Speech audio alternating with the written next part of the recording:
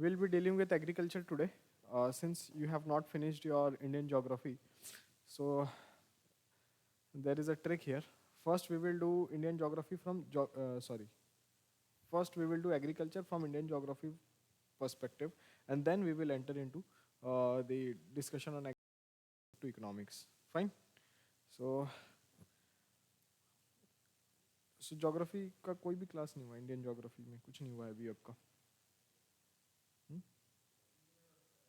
अच्छा कुछ नहीं हुआ है तो थोड़ा बहुत तो आइडिया है इंडिया का है ना कि हिमालयाज़ हैं रिवर्स हैं ये कुछ आइडियाज़ हैं बेसिक और क्लाइमेट का आइडिया है कि ठीक है रेनी सीज़न है विंटर सीज़न है ना और सॉइल का आइडिया नहीं होगा थोड़ा अलूवियल सॉइल है या रेड सॉइल है या ब्लैक सॉइल है तो एग्रीकल्चर से पहले होता है वो लेकिन अभी हम उतना नहीं कर सकते हैं ना कि पहले सॉइल पढ़ें फिर एग्रीकल्चर पढ़ें फिर इकोनॉमी से एग्रीकल्चर पढ़ें तो अभी हम क्या करेंगे एग्रीकल्चर पढ़ेंगे जो इन्फॉर्मेशन आपके पास नहीं है वो मैं बता दूंगा नोट्स बहुत डिटेल में लिखी है एक दिन छुट्टी थी आराम से तो कंप्लीट कवरेज जो एग्रीकल्चर का होता है विथ रिस्पेक्ट टू जोग्राफी इतना ही इकोनॉमी पे भी है मतलब ये अगर 20-25 पेजेस हैं तो these 20-25 pages will be there on agriculture from economics perspective ठीक है तो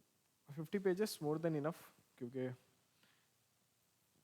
इससे ज़्यादा क्या पढ़ोगे एग्रीकल्चर में है ना you will be having 2-3 questions I guess 2 questions from agriculture इससे ज़्यादा आता नहीं है एक ही बार आ गया था जो कोविड ईयर था 2020 उसी में आ गए थे 10-12 क्वेश्चंस है ना बाकी इतने क्वेश्चंस आते नहीं हैं एग्रीकल्चर में हाँ मेंस में क्वेश्चन आएंगे तो notes will cover both pre as well as mains मैं प्री के लिए कुछ नहीं पढ़ा रहा हूँ ठीक है पढ़ा रहा हूँ दोनों के लिए combine so pre plus mains तो जो भी चीज़ें आप मेंस इस साल दो अगले साल दो इसमें आप वैल्यू एडिशन करके एग्ज़ाम लिख सकते हो that much I can assure you ठीक है बस इतना काफ़ी है बाकी वो मॉड्यूल नंबर वगैरह छोड़ देना क्योंकि पेज नंबर मॉड्यूल नंबर क्योंकि हम बीच में से कर रहे हैं ना हम एग्रीकल्चर से स्टार्ट कर रहे हैं तो जोग्राफी से नहीं स्टार्ट कर रहे हैं ठीक है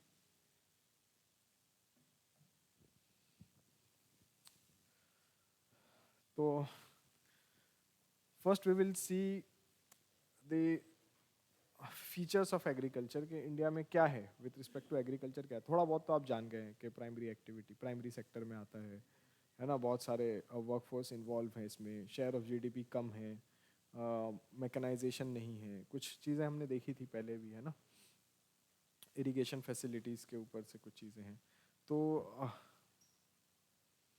ये सारी चीज़ें कुछ बेसिक आइडिया है आपको फिर भी मैं स्टार्ट से ही स्टार्ट करता हूँ और देखते हैं अगर ज्योग्राफी का एग्रीकल्चर आज हम कंप्लीट कर पाते हैं तो कल हम फिर जो फॉरेन एक्सचेंज और बैलेंस ऑफ पेमेंट है वो कर लेंगे कंप्लीट तो फिर हमारा एक होपफुली 6-7 क्लासेस में हम वाइंड अप कर सकते हैं इकोनॉमी है ना होपफुली है ना बाकी तो फिर चीज़ें क्वेश्चंस करोगे कुछ डाउट्स आएंगे तो फिर क्लासेस एक्सटेंड भी हो सकती हैं बट आई एम प्लानिंग के जनवरी फर्स्ट वीक में आपका ख़त्म हो जाए अगर और दूसरी कोई क्लास आपकी नहीं लगती है अभी जैसे इकोनॉमी ही चल रहा है अगर तो जनवरी फर्स्ट वीक में 3-4 को हम ख़त्म कर देंगे इसको ठीक है ख़त्म कर देंगे इसका ये मतलब नहीं है कि हम ख़त्म करना चाह रहे हैं ख़त्म तो करना ही है बाउंड्री है टाइम की भी बाउंड्री है सब्जेक्ट्स आपको दूसरे सब्जेक्ट्स भी पढ़ने हैं तो ऐसी कोई जल्दबाजी में हम ख़त्म नहीं कर रहे जो भी सिलेबस कंप्लीट होगा आपका बिल्कुल आराम से होगा और ठीक है 3-4 जनवरी मैंने टारगेट किया है लेकिन अगर मुझे लगता है कि टॉपिक्स थोड़ा ज़्यादा समय लग रहा है समझने में या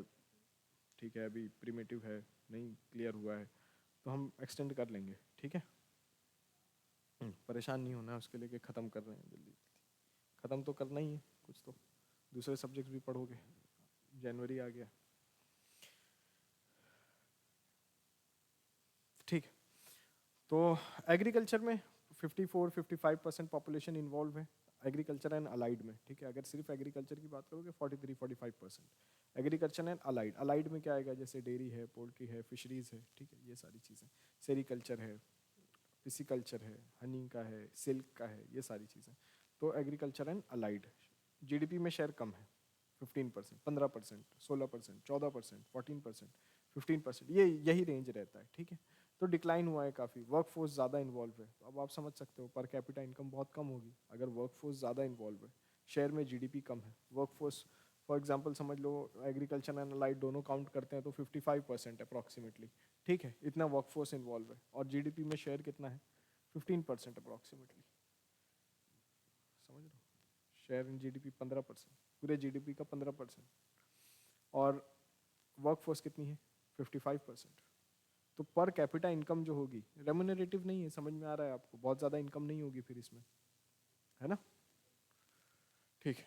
फिर इसके बाद जो लैंड है, बेसिक एसेट एग्रीकल्चर का क्या है, लैंड, एग्रीकल्चर मतलब क्या, raising crops and live stock, दोनों चीज़ें, लाइव स्टॉक एनिमल्स, है ना, भेड़ बकरी देखा होगा आपने, तो raising crops as well as raising livestock, ये क्या है एग्रीकल्चर है, ठीक। फिर इसके साथ हम अलाइड में बहुत सारी चीज़ें हमने जोड़ दी, डेयरिंग, फिशिंग, पोल्ट्री, पिसिकल्चर, सेमीकल्चर, सारी चीज़ें। लेकिन लैंड जो बेसिक एसेट है एग्रीकल्चर का, वो तो फिक्स है ना,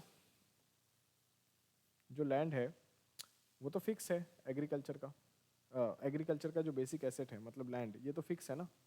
इंडिया का टोटल एरिया कितना है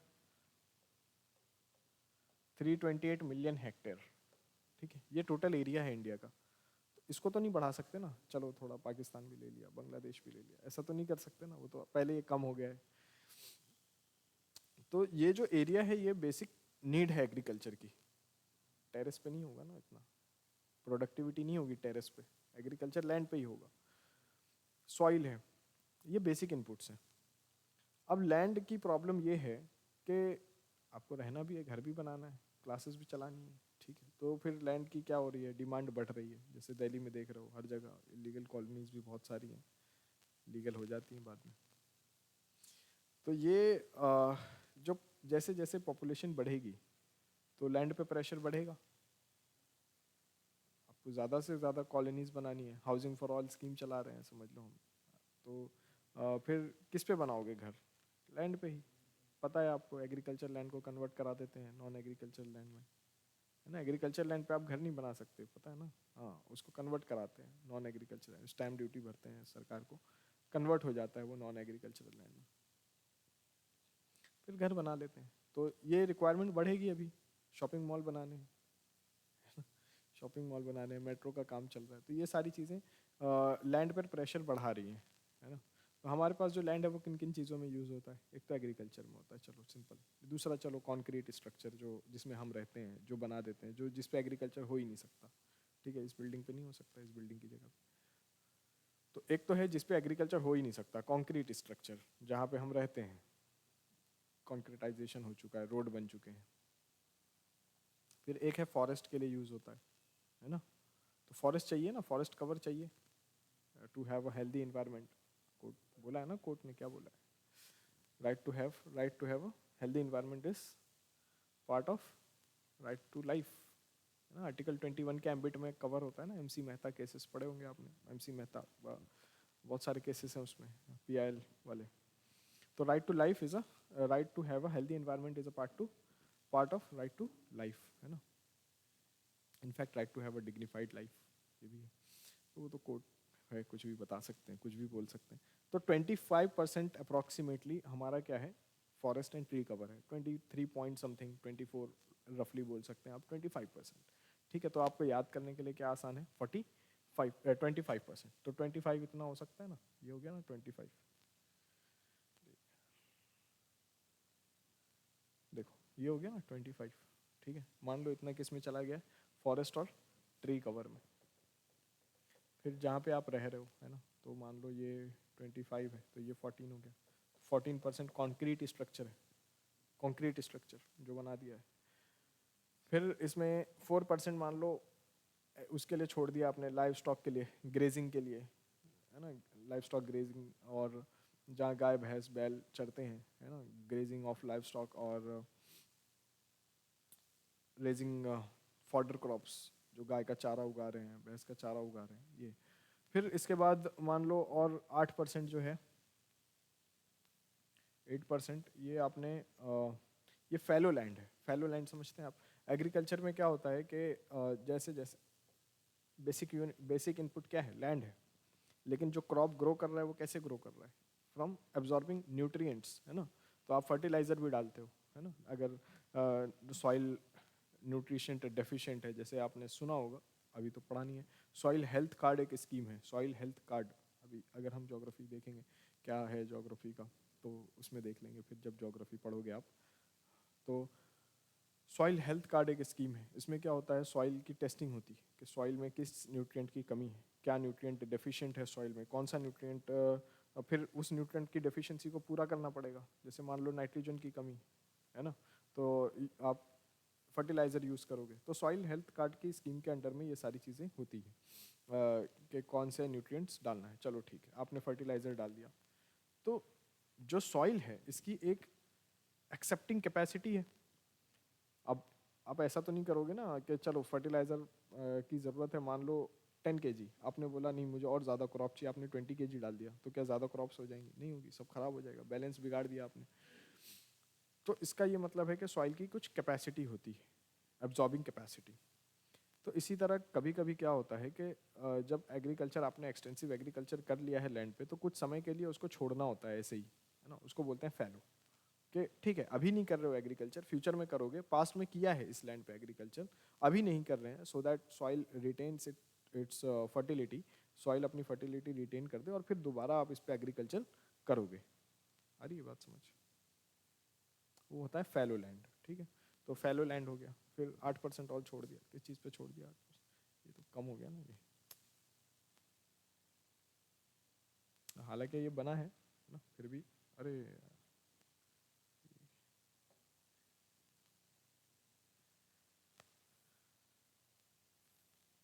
ठीक है ना, अभी सही, चलो अभी सही।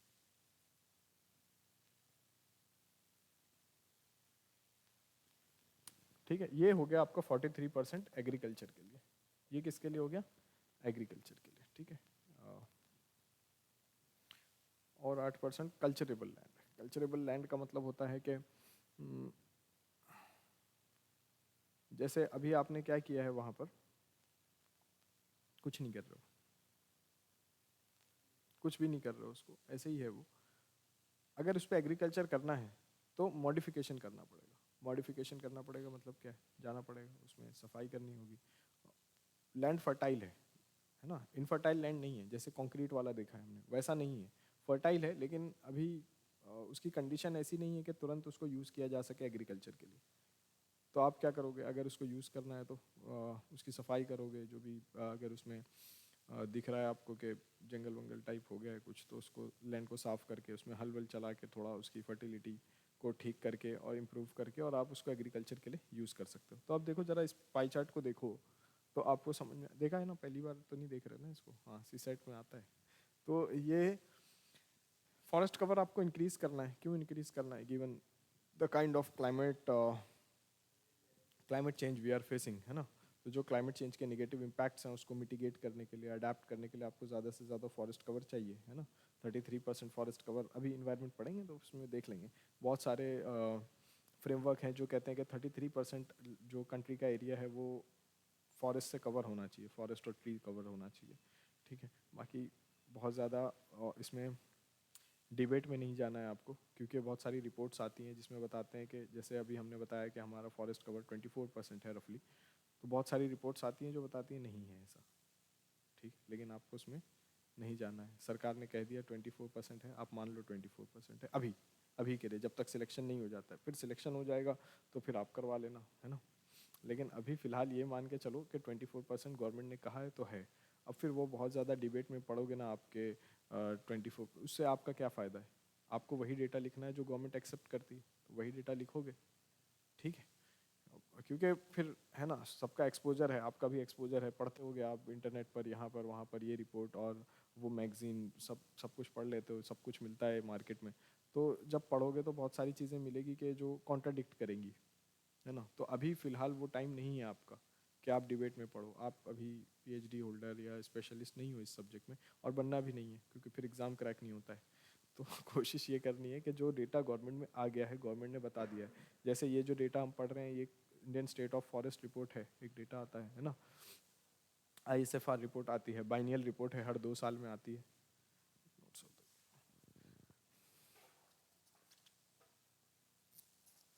नोट्स ले लेना, है ना। तो ये बाइनियल रिपोर्ट है, Indian state of forest report, ये आती है हर 2 साल में एक बार। तो ये रिपोर्ट का क्या करना है, ये रिपोर्ट बताती है कितना फॉरेस्ट कवर है, कैसा है ना, ओपन ट्री कवर कितना है, डेंस फॉरेस्ट कितना है। बस उसमें जो लिखा है वो आपको एक्सेप्ट कर लेना, वो रिपोर्ट भी नहीं पढ़नी है, उसकी समरी बहुत सारी कोचिंग क्लासेस प्रिपेयर कर देती हैं, तो मिल जाती है आसानी से, न्यूज़पेपर में भी कवर हो जाता है, उतना पढ़ लेना। उसका क्रिटिकल एनालिसिस करने नहीं जाना है कि द हिंदू ने एडिटोरियल लिख दिया कि नहीं ये रिपोर्ट झूठी है, नहीं, ठीक है। मैं इसलिए बता दे रहा हूँ कि करोगे आप, है ना, क्योंकि आपके पास टाइम ज़्यादा है, प्रीलिम्स अभी दूर है। तो ये समझ में आ गया। अभी देखो इस पे प्रेशर बढ़ेगा, क्योंकि आपको ये बढ़ाना है, क्लाइमेट चेंज से फाइट कर रहे हैं, पेरिस एग्रीमेंट है, क्योटो प्रोटोकॉल है, इतनी सारे प्रोटोकॉल्स हैं जो काम कर रहे हैं किस पर, क्लाइमेट पर, है ना। तो जैसे United Nation convention to combat desertification है, यूएनसीसीडी। तो ये सब में क्या है कि जितना ज़्यादा आप अफॉरेस्टेशन करोगे, रिफॉरेस्टेशन करोगे, तो रहेंगे कहाँ, फसल कहाँ उगाएंगे, है ना। तो इस पर प्रेशर बढ़ेगा। कॉन्क्रीटाइजेशन पे प्रेशर बढ़ेगा, अर्बनाइजेशन चल रहा है, मेट्रो रेल बनाना है, कॉम्प्लेक्सेस बनाने हैं, लाइफ स्टॉक बढ़ रहा है, अगर, है ना, हमारे जो मवेशी हैं, लाइफ स्टॉक, जो गाय भैंस बैल ये सब जो हैं, बकरियां, तो ये भी बढ़ रही हैं, तो इनके लिए भी ग्रेजिंग के लिए चाहिए, है ना, ठीक है। फिर फैलो लैंड, ठीक है, फैलो लैंड को आप कम कर सकते हो using technology, using different methods, लेकिन कुछ समय के लिए लैंड को, ये हम एग्रीकल्चर पढ़ रहे हैं, ठीक है, कुछ डाउट आएगा तो पूछ लेना, मैं बता दूंगा। अभी 5 मिनट पहले ही स्टार्ट किया है, तो ज़्यादा दिक्कत नहीं होगी, ठीक है। तो फैलो लैंड क्या है, जिसको हमने ऐसे ही छोड़ दिया है, अभी फिर दोबारा एग्रीकल्चर करेंगे सो दैट सॉइल अपने फिर से फर्टिलिटी पे आ जाए। तो अब ये सारी, यही है लैंड, इतना ही लैंड है आपके पास, लिमिटेड, और सब सब चीज़ की ज़रूरत बढ़ रही है, इसकी भी ज़रूरत बढ़ेगी, इसकी भी बढ़ेगी, इसकी भी बढ़ेगी, सबकी बढ़ रही है ना अपनी अपनी ज़रूरतें। तो कल्चरेबल लैंड है ये 8%, चलो इसको आप यूटिलाइज कर सकते हो, 8% जो कल्चरेबल लैंड है इसको यूटिलाइज कर सकते हो, बाकी तो सारी चीज़ों की डिमांड बढ़ ही रही है ना। तो क्या करें फिर, कुछ और कर लें, फिर बांग्लादेश पाकिस्तान कुछ ले लें वापस, ऐसा नहीं कर सकते ना। तो फिर क्या है कि इफ़िशेंसी बढ़ानी पड़ेगी, प्रोडक्टिविटी बढ़ानी पड़ेगी। इसलिए अभी देखो क्या है कि बिल्डिंग बन गई है, तो 4 फ्लोर हो गए, 5 फ्लोर हो गए, है ना। अभी ऐसे रहते तो ज़मीन कम पड़ जाती ना, फिर ये करो, पूरे दिल्ली में सिर्फ सिविल सर्विसेज की कोचिंग्स होती और बच्चों के रहने की जगह होती। तो क्या किया है, बिल्डिंग बना ली है। तो इसी तरह एग्रीकल्चर में बिल्डिंग नहीं बना सकते, एग्रीकल्चर में प्रोडक्टिविटी बढ़ा सकते हैं, ठीक है। तो ये सारी चीज़ें ही हमें पढ़नी है।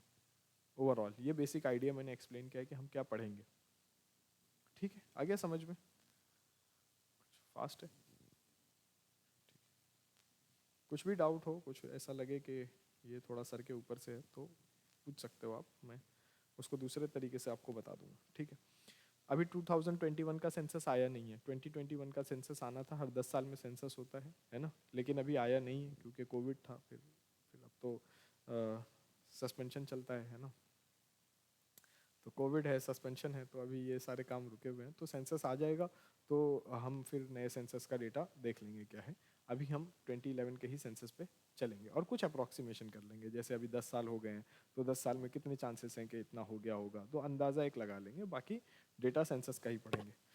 54.6% पॉपुलेशन, आपको इतना डिटेल याद नहीं रखना है, रफली 55%। ओनली एग्रीकल्चर की बात करोगे 45%, ठीक। 55% in agriculture and allied. Allied sector में क्या है, क्रॉप कल्टीवेशन मेन है एग्रीकल्चर का, डेयरी फार्मिंग, है ना। अमूल पता होगा आपको, अमूल का केस स्टडी पढ़ लिया होगा आपने अब तक, है ना। मैं एज्यूम कर रहा हूँ कि अमूल कैसे स्टार्ट हुआ या क्या है, या मूवी भी देख ली होगी उस पर पुरानी कोई, ठीक। देख लेना, अमूल इज़ वेरी प्रॉमिसिंग। अगर इस तरह के कोऑपरेटिव्स हम दूसरी चीज़ों में कर सकते हैं तो बढ़िया प्रोडक्टिविटी होगी। हालांकि थोड़ा सा मैं इकोनॉमी में बता दूंगा जब वाइट रेवोल्यूशन पढ़ेंगे, है ना। लेकिन फिर भी देखो क्या है कि मैं बता दूंगा और आप सीखोगे, तो थोड़ा सा डिफरेंस है। मैं तो बताऊंगा, मैं तो, मेरा काम है बताना। Crop cultivation, dairy farming, fisheries पता है आपको, है ना, pink revolution, poultry, animal husbandry, silk और हनी। सिल्क का जो है ना उसी को बोलते हैं सेरीकल्चर, राइट साइड में लिखा होगा मार्जिन में। तो वो मार्जिन मैंने एक्चुअली छोड़ा था कि आप लिखोगे, लेकिन फिर मुझे लगा कितना लिख पाओगे, तो इसलिए कुछ चीज़ें मैंने ही यूटिलाइज कर ली हैं उसमें। तो सिल्क वो सिल्क वॉर्म होते हैं, देखा होगा ना आपने, रेशम का कीड़ा, वो रेशम बनाता है। तो वो है सिल्क, वही है सेरीकल्चर। तो वो तो ऐसे जंगल में काम करता है अपना और रेशम बनाता है। अब आप उसको उठा के अपने घर ले आए हो और उसको एक जगह रख दिया है, वही है सेरीकल्चर। कल्चर मतलब आप उसको ग्रो कर रहे हो। एक्स सितु इन सितु अगर आप जानते हो, इन सितु मतलब जहाँ पे साइट है वहाँ जा रहे हो। जैसे जंगल में कहीं रेशम का कीड़ा काम कर रहा था, आप वहाँ पहुँच गए और रेशम निकाल लिया, ठीक है, ये हो गया इन सितु।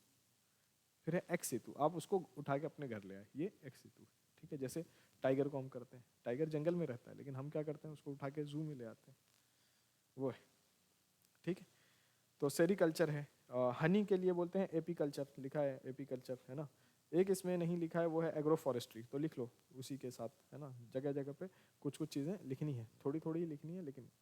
एग्रो फॉरेस्ट्री, एग्रो फॉरेस्ट्री का मतलब होता है growing crops as well as forest, है ना। तो ग्रो एग्रीकल्चर एंड ट्री साथ में, तो इसको बोलते हैं एग्रो फॉरेस्ट्री। देखेंगे क्या क्या बेनिफिट्स हैं, क्यों करते हैं ऐसा, है ना। एग्रो फॉरेस्ट्री, एग्रो फॉरेस्ट्री का मतलब समझ गए, एग्रीकल्चर प्लस ट्रीज, है ना। प्रोटेक्शन भी मिल जाता है प्लांट को, बहुत सारी चीज। अरे अरे इतना इतना नहीं लिखना है, ग्रोइंग ग्रोइंग नहीं लिखना है, बस इतना लिख लो एग्रो फॉरेस्ट्री, ब्रैकेट में लिख लो एग्री प्लस ट्री, बस इतना। अभी हम सेंटेंस फॉर्मेशन में जाएंगे तो फिर पहले ग्रामर सीखना पड़ेगा, है ना। 43% area is net sown area. Net sown area मतलब जहाँ पे एग्रीकल्चर हो रहा है ना। तो अप्रॉक्सीमेटली ये 43% जो लिखा है, इसका मतलब होता है 140 मिलियन हेक्टेयर एरिया होता है जो एग्रीकल्चर में आता है। 140 मिलियन हेक्टेयर, सब लिखा है, सब लिखा है। जो नहीं लिखा है वो मैं बोलूँगा कि ये लिखो आप, है ना। बाकी सारी चीज़ें लिखी हुई हैं। तो 43% मतलब 140 मिलियन हेक्टेयर आगे लिखा हुआ है नेक्स्ट पेज पे, तो अभी फिलहाल इसको छोड़ दो, इसको मत लिखो। net sown area, that is every year this much area remain under cultivation.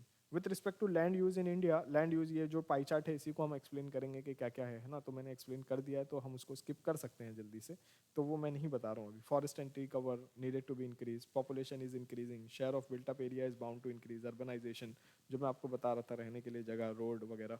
As a result of all this, share of agriculture land fallow and culturable waste land will decrease further, क्योंकि बाकी सारे बढ़ रहे हैं।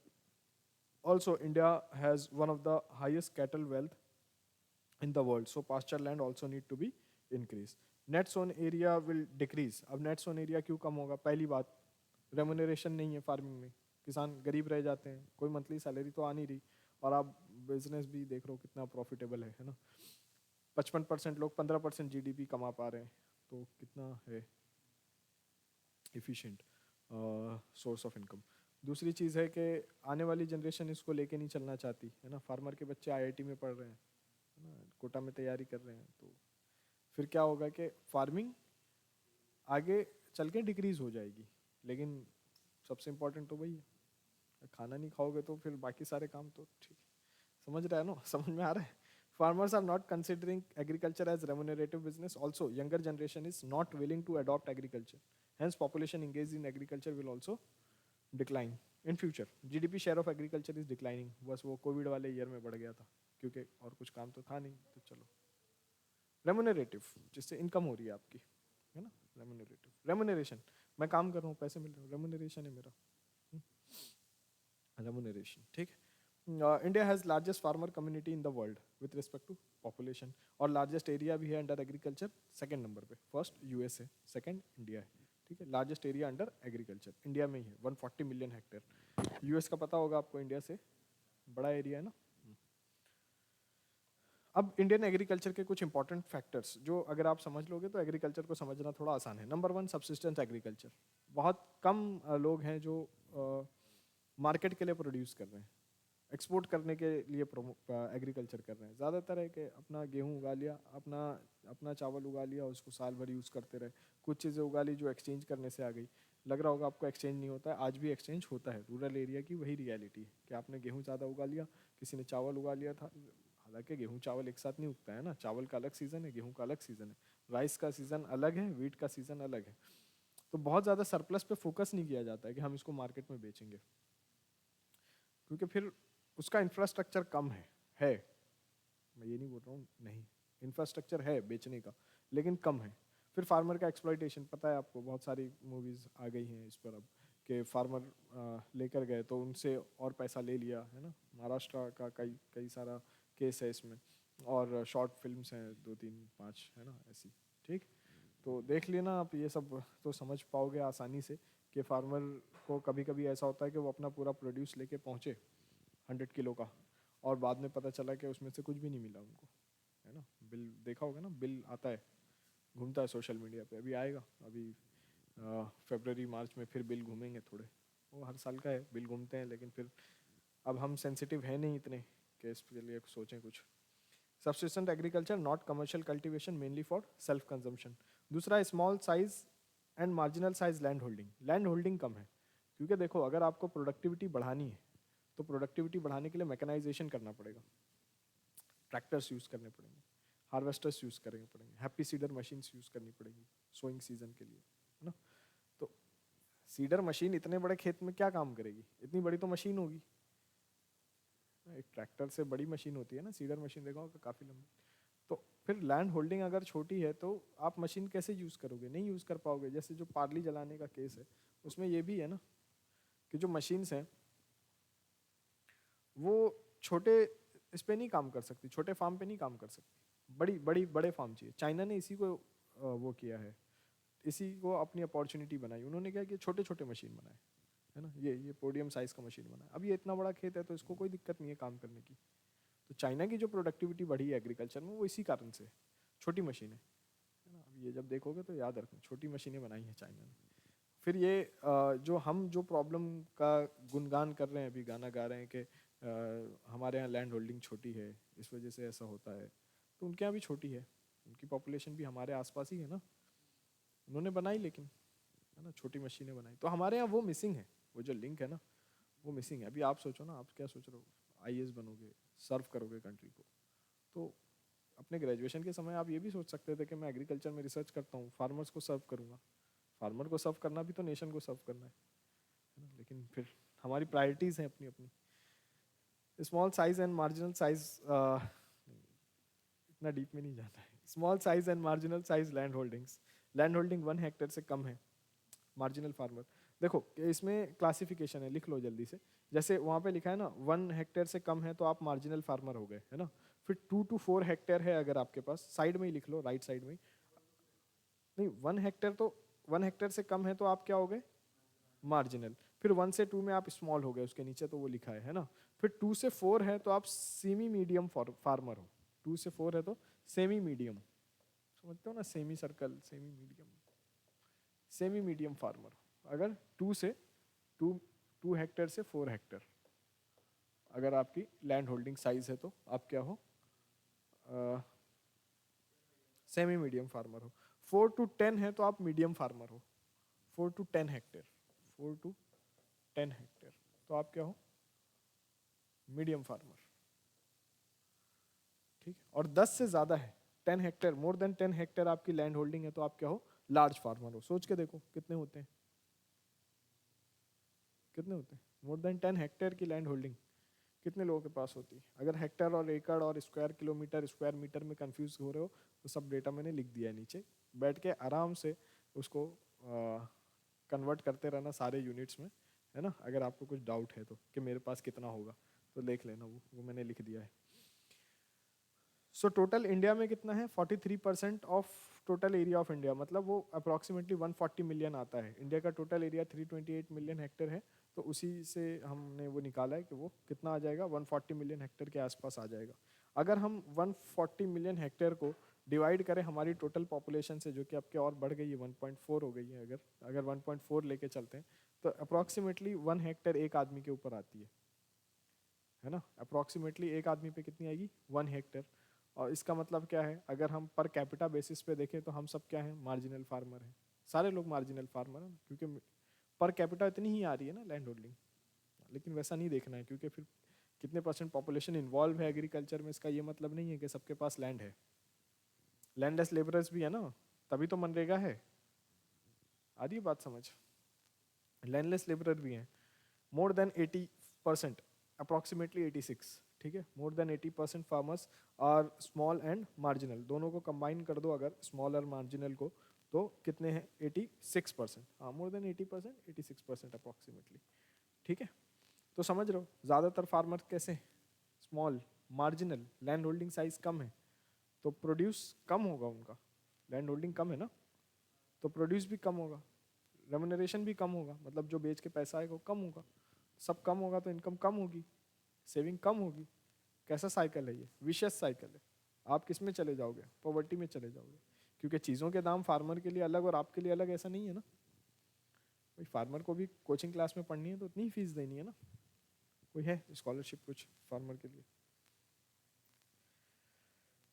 Traditional farming less mechanized due to small land holdings, small, ये बता दिया मैंने आपको, समझ गए ना आप, लेकिन ये समझ रहे हो सब चीज़ें एक्सक्यूजेस हैं। हाँ excuses। ये क्यों नहीं हो रहा है, क्योंकि ऐसा है, ये क्यों नहीं हुआ, क्योंकि ऐसा है ना। इकोनॉमी टाइम पे कंप्लीट क्यों नहीं हुआ, क्योंकि नहीं पढ़े सही से, सही से पढ़े होते तो कंप्लीट हो जाता, हमने डिले किया ज़्यादा है ना, कम कम पढ़ा स्टार्ट में। तो हर चीज़ की वजह है, एक्सक्यूजेस से काम नहीं चलता, अदरवाइज नहीं लेना, ऐसे ही बोल रहा हूँ मैं। Role of animals in agriculture, अभी भी रोल ऑफ एनिमल है ना, अभी भी देखा होगा आपने, बैल वैल सब यूज़ होते हैं एग्रीकल्चर में। तो अगर आप लाइफ स्टॉक का यूज़ करोगे तो एफिशिएंट नहीं होगा ना। अब क्या मान लो जैसे हल चलाना है, ठीक है, तो you have to plough the land, तो लैंड की प्लॉइंग के लिए आप क्या कर रहे हो, एनिमल यूज़ कर रहे हो, तो वो बहुत ज़्यादा डीप नहीं जाता है ना, डीप नहीं, हाँ डीप नहीं जाता, तो वल्नरेबल टू पेस्ट अटैक है। भाई हल चलाया आपने, आपको सीडिंग करनी है, तो सोइंग सीजन में आपने क्या किया, आपने मशीन्स का यूज़ नहीं किया, मशीन का यूज़ नहीं किया, तो जो जितना डीप जाना चाहिए था सीड उतना डीप नहीं है, तो वो पेस्ट अटैक के लिए वल्नरेबल है ना। देखे होगे आप बाकी जो एनिमल्स होते हैं वो आते हैं खेत में और फिर वो ले जाते हैं वो सब, तो क्यों, क्योंकि डीप नहीं है। तो इसकी वजह से क्या हो रहा है कि हमारी प्रोडक्टिविटी कम है। अगर सोइंग सीजन प्रॉपर नहीं हुआ है, मशीन के यूज़ के थ्रू नहीं हुआ है, तो फिर हमारी प्रोडक्टिविटी क्या है, कम है, हाँ प्रोडक्टिविटी कम, इस कारण। Role of animals, dominance of food grain crops, खाने की चीज़ें उगाते हैं हम, जबकि पैसा किससे मिलता है, हाँ टोबैको, कॉफ़ी, टी, पैसा तो यही है ना, शुगर केन नहीं। भाई चावल गेहूँ कितने का बिकेगा, अनियन कितने का बिकेगा, टोमेटो कितने का बिकेगा, हाँ उगा, ओपियम नहीं उगाना है, ठीक है, वो अलाउड नहीं है।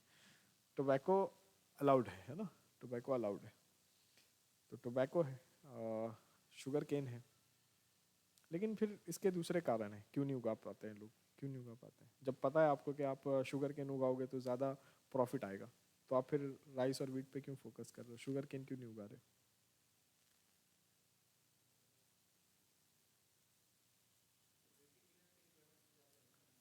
नहीं ठीक है ना, तो बेसिक तो पूरी कर लोगे ना आप, वो शुगर केन महंगा बिकेगा तो आप पैसा लेके बेसिक चीज़ें खरीद लोगे।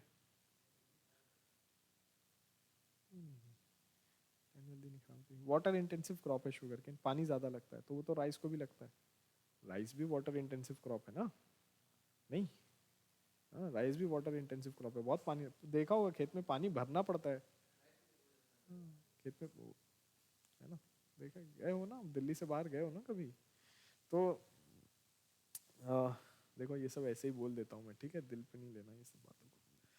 तो क्यों फिर शुगर केन क्यों नहीं उगा रहे लोग, लॉन्ग क्रॉप है, लॉन्ग टर्म क्रॉप है, एक साल लग जाता है, एक साल लग जाता है वो, तब जाके वो क्रॉप तैयार होती है ना।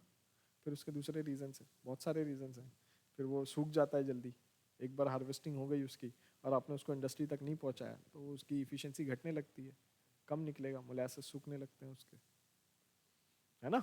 तो बहुत सारे रीजंस हैं, ऐसा नहीं सोचना है कि फार्मर को दिमाग नहीं है तो उसको ये कर लेना चाहिए, हमने इसी क्लासरूम में बैठ के पढ़ लिया हमको ज़्यादा समझ आ रहा है, ऐसा नहीं, रीजंस है, कारण है चीज़ों के, ठीक है। Dominance of food grain crops, right, wheat, jowar, bajra, ठीक है।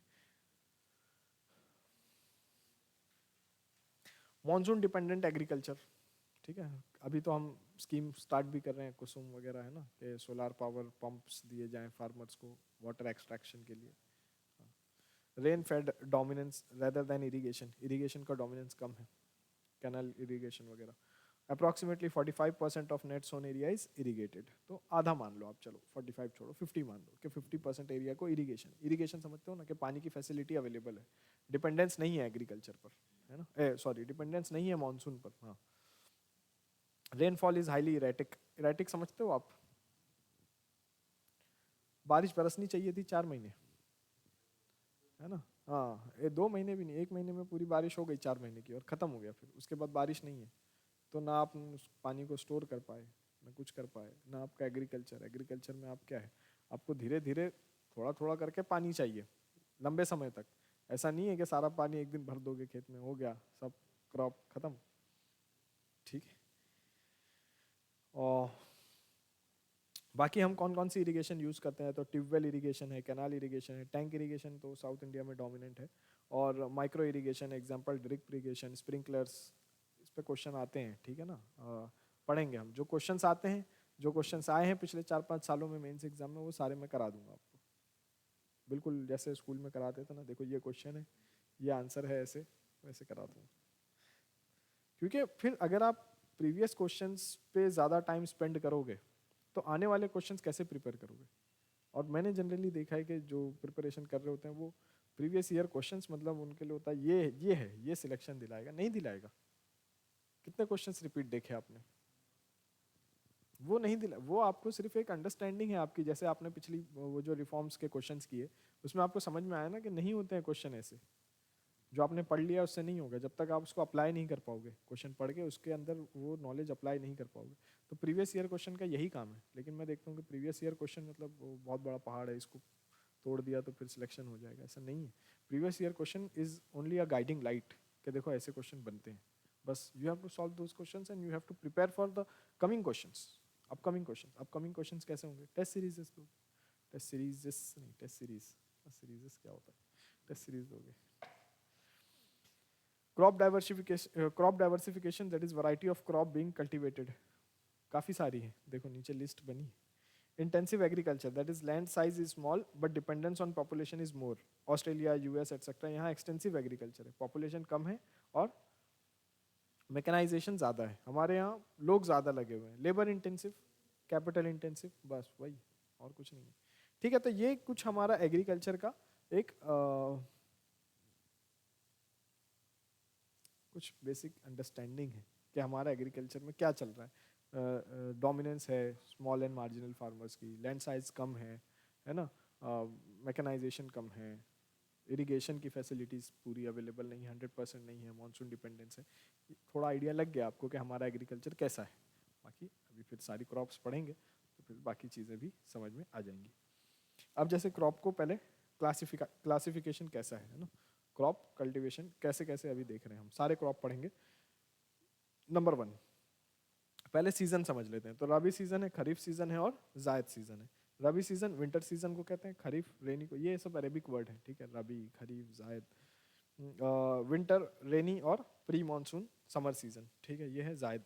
देखो क्या है, आइडियली 2 ही है, रबी और खरीफ। अब उसके बीच में जो पीरियड बच रहा है ना समर वाला, जहाँ पे गर्म हवाएं चलती हैं, तो बहुत ज़्यादा कुछ इरिगेशन हो नहीं सकता। आप वेट कर रहे होते हो बारिश के लिए कि बारिश हो जाएगी।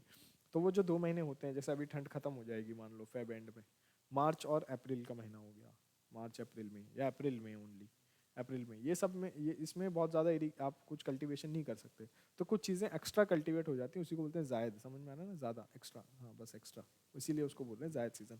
बाकी मेनली क्या है, 2 ही है, रबी और खरीफ। रबी विंटर क्रॉप है, अक्टूबर नवंबर में सोइंग होती है। अगर नहीं याद रहेगा ना ये सब, तो मैं बताता हूँ आसान तरीका कैसे याद करना है।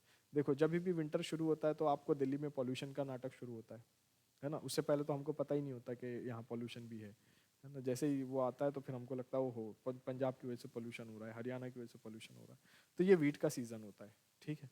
तो इसका मतलब ये समझ जाना, पार्ली जल रही है मतलब अब वो हार्वेस्टिंग हो गई, वो कट कर दिया, अब हम नई फसल बोने जा रहे हैं, सोइंग सीजन चल रहा है। तो सोइंग सीजन वीट का होता है, क्योंकि वीट के लिए ठंडी ज़्यादा चाहिए होती है ना, एवरेज टेम्परेचर कम चाहिए होता है। तो फिर समझ लेना कि वीट की क्रॉप, मतलब वीट की क्रॉप मतलब कौन सी, विंटर क्रॉप, वीट की क्रॉप, विंटर क्रॉप, बस ठीक है, डब्ल्यू समझ लेना, हो गया काम। विंटर क्रॉप, वीट की क्रॉप, फिर ये सब तो याद रहेगा कि जनरली जो है विंटर शुरू होगा अक्टूबर एंड में, तो अक्टूबर में सोइंग सीजन होगा, अक्टूबर नवंबर में, फिर कट करने के लिए 4 महीने का टाइम चाहिए। तो फरवरी एंड में कटिंग होगी, हार्वेस्टिंग होगी, मतलब कटिंग हार्वेस्टिंग फेब एंड में, मार्च में, ठीक है। इरिगेशन फेड होगा क्योंकि इसमें बारिश तो होती नहीं है ना। बारिश देखिए क्या, नॉर्थ में तो नहीं देखी ना, साउथ में हो जाती है, रिट्रीटिंग मानसून होता है उसकी वजह से हो जाती है। जैसे फ्लड व्लड देखा होगा ना, अभी आपने फ्लड आ गया, हाँ, तो वो रिट्रीटिंग मानसून है। तो पढ़ेंगे आराम से, जब आप वेदर पढ़ोगे उसमें पढ़ लोगे। खरीफ सीजन, रेनी सीजन, ठीक है, जो रेन फेड है, जैसे राइस, क्योंकि राइस में देखो चीज़ें धीरे धीरे जब पढ़ोगे ना बार बार, तो याद कैसे रखना है पता चल जाएगा। जैसे राइस है तो बहुत ज़्यादा इसमें वाटर है, वाटर इंटेंसिव क्रॉप है राइस, है ना। तो वाटर इंटेंसिव क्रॉप है, इसका क्या मतलब है कि बारिश के टाइम पे होगी तभी वाटर इंटेंसिव, बस हो गया, ठीक है। खरीफ सीजन है ना। रेनी सीजन जुलाई और अक्टूबर, तो बारिश शुरू होती है समझ लो, तो बारिश से पहले ही सोइंग कंप्लीट हो जाता है राइस का, ठीक है, बारिश से पहले ही कंप्लीट कर देते हैं, देखा होगा ना, फेमस एक्टर है, उनका वीडियो है। रेनी सीजन जुलाई अक्टूबर, साउथ वेस्ट मानसून, ये चूंकि आपने अभी नहीं पढ़ा है वेदर, इसलिए कहीं कहीं स्ट्रगल करोगे, ठीक है। हमारे यहाँ जो बारिश का सीज़न होता है जून से लेके सितंबर तक, वो साउथ वेस्ट मानसून कहते हैं उसको। अब क्यों कहते हैं इसके लिए वेदर पढ़ेंगे। तो अभी ये याद रखो, हमारी जो मानसून है जिसमें बारिश होती है वो साउथ वेस्ट मानसून कहलाती है। बाकी फिर नॉर्थ ईस्ट और वो सब छोड़ दो। फिर है जायद सीज़न। जायद सीज़न आप समझ गए, मानसून का जब वेट कर रहे होते हैं तो सोचते हैं चलो कुछ, हाँ, तो वो है प्री मानसून, समर सीजन। मार्च और जून का पीरियड होता है। Least significant, hot condition, water availability is less, देखा होगा ना मई में, अप्रैल मई में कैसा हो जाता है ना। आप तो रहते हो दिल्ली में तो थोड़ा कम पता है आपको, लेकिन विलेजेस में पता होगा आपको, है ना, देखा होगा, विलेजेस भी हैं इंडिया में। अब हम आते हैं क्रॉप्स, कौन कौन सी क्रॉप्स हैं, ठीक है। तो जो सीजन हमने पढ़े उसी के हिसाब से बांट लेंगे, रबी क्रॉप्स, खरीफ क्रॉप एंड जायद क्रॉप। रबी में देखोगे आप सबसे इंपॉर्टेंट व्हीट और मस्टर्ड, यही है सबसे ज़्यादा इंपॉर्टेंट, मतलब फिर बाकी है इंपॉर्टेंट, लेकिन सबसे ज़्यादा प्रोडक्शन भी इनका है और सबसे ज़्यादा लोग इसी की कल्टीवेशन करते हैं, व्हीट और मस्टर्ड, यही है ना। देखा होगा ना येलो येलो फूल, वो दिल वाले दुल्हनिया, वही है, मस्टर्ड ही है वो।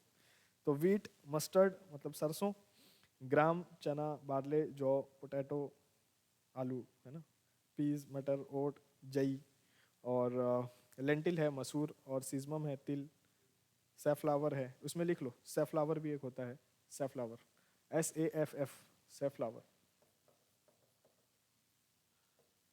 है ना, सेफ्लावर है। और एक लिंसीड है, ये लिख लो, ये लिख लो, मतलब ठीक है लिख लो, ऐसे ही लिखने के लिए कोई पूछता नहीं है, ये सब लिख लो, लेकिन है ना, ऑयल सेफ्लावर के लिए। बाकी डोमिनेंट आपको पता होगा, जो आप यूज़ करते हो वही डोमिनेंट है। जैसे आलू डोमिनेंट है, पूरा मैगडी बर्गर उसी पे चल रहे हैं ना, आलू टिक्की, बताओ सोचो, मैगडी वाले आलू टिक्की बर्गर बना रहे हैं, ये है इंडिया का पावर, है ना। वो लोग वहाँ से आके यहाँ आलू टिक्की बना रहे हैं। रबी क्रॉप समझ गए आप, रबी क्रॉप समझ गए, वीट मस्टर्ड ग्राम। ये धीरे धीरे क्या करना है, घर पे जब खाली ऐसे बैठे रहते हो ना, जब कुछ नहीं, ऐसा भी पीरियड होता होगा ना जब कुछ नहीं कर रहे हैं, कुछ नहीं कर रहे हो, तो एक बार ऐसे एक पेज निकालना है और उस पर ये दोनों डायग्राम जो है, डायग्राम मतलब ये दोनों जो क्लासिफिकेशन है, ये दोनों एक एक बार दो दो बार बना लेनी है ऐसे रिकॉल करके, ठीक है। तो वो अपने आप याद हो जाएगा। लिखने से जो याद होगा ना, वो देखने से नहीं याद होगा, वो तो समय की सीमाएं हैं, नहीं तो अभी हम ये सब लिखते बैठ के, तो फिर आपको सब याद हो जाता है क्लास में। लेकिन अभी क्या है, फिर इतना लिखेंगे तो 2025 आ जाएगा, है ना। तो इसलिए ये देखो जो अभी जैसे सेलिएंट फीचर है, वो आपको लिखने की ज़रूरत नहीं है, वो समझ गए आप। सेलिएंट फीचर, हाँ ये है, स्मॉल लैंड होल्डिंग साइज है, ये वो कुछ चीज़ें एक्सप्लेनेशन के साथ ही आप सीख गए। कुछ चीज़ें हैं जैसे वो पाई चार्ट है, वो एक बार बना लोगे तो याद हो जाएगा, है ना। फिर जैसे ये है, ये एक बार बना लोगे तो याद हो जाएगा। बाकी तो फिर एक्सप्लेनेशन तो है ना, सारी टॉपिक्स का एक्सप्लेनेशन तो है। खरीफ क्रॉप्स हैं, राइस है, बाजरा ज्वार और रागी है, जिसको मिलेट्स बोलते हैं, है ना। देखा होगा अभी आपने, हम मिलेट डिकेड मना रहे हैं अभी, है ना, मिलेट डिकेड चल रहा है अभी, हाँ ठीक है, गुड। तो मिलेट है, बाजरा ज्वार रागी। मेज़ है, भुट्टा, कॉर्न, जो आप कॉर्नफ्लेक्स खाते हो, है ना, वो यूएस से आता है, लेकिन मतलब यूएस से आता है ना, कंपनी यूएस की है, वो यूज़ तो यहाँ का ही होता है, होगा यहाँ का ही होता होगा रॉ मटेरियल। सोयाबीन है, कॉटन है, कॉटन वही बेटी कॉटन जो पढ़ेंगे डिटेल में। ग्राउंड नट है, जूट है, सनफ्लावर है, और अरहर है ना। ये सारी चीज़ें क्या है, खरीफ क्रॉप है। फिर उसके बाद है जायद क्रॉप्स। जायद क्रॉप्स में क्या है, वेजिटेबल्स हैं। वैसे तो वेजिटेबल आप साल भर उगाते हो, मेनली वो सीज़न है वेजिटेबल्स का। वेजिटेबल्स हैं, कुकुम्बर है, फ्रूट्स हैं, मेलन्स हैं, वाटरमेलन्स हैं, है ना। गर्मियों में देखते हो ना, यही बिकता है, और क्या बिकता है गर्मियों में, यही बिकता है, हाँ बस।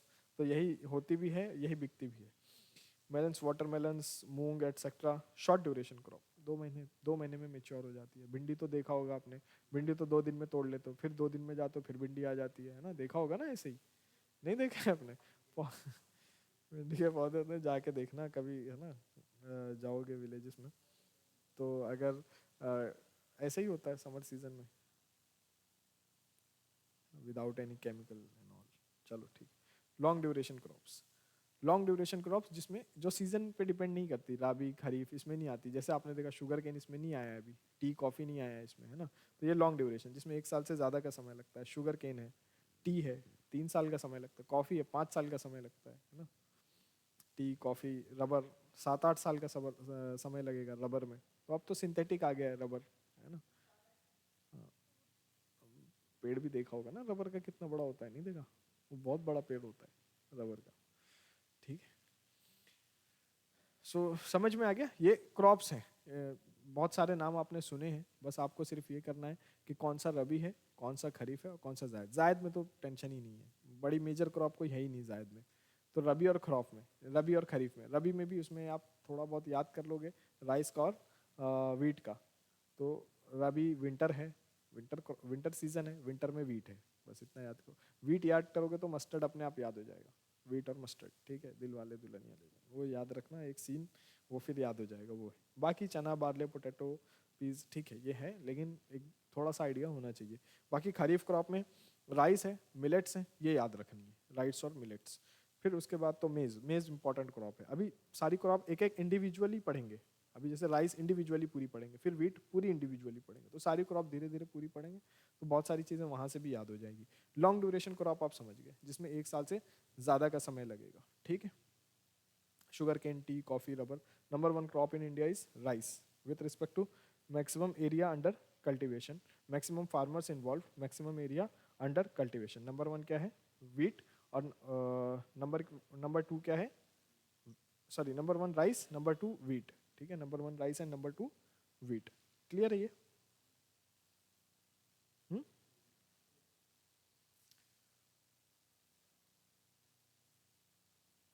हम्म, ठीक है। With respect to maximum farmers involve and maximum area under cultivation. Rice में वर्ल्ड वाइड भी यही है, तो पूरे वर्ल्ड में भी देखोगे तो यही है, with respect to maximum farmers and maximum area rice. India में भी maximum farmers, maximum area rice, ठीक है। फिर सेकंड पे वीट है, फिर राइस है, राइस।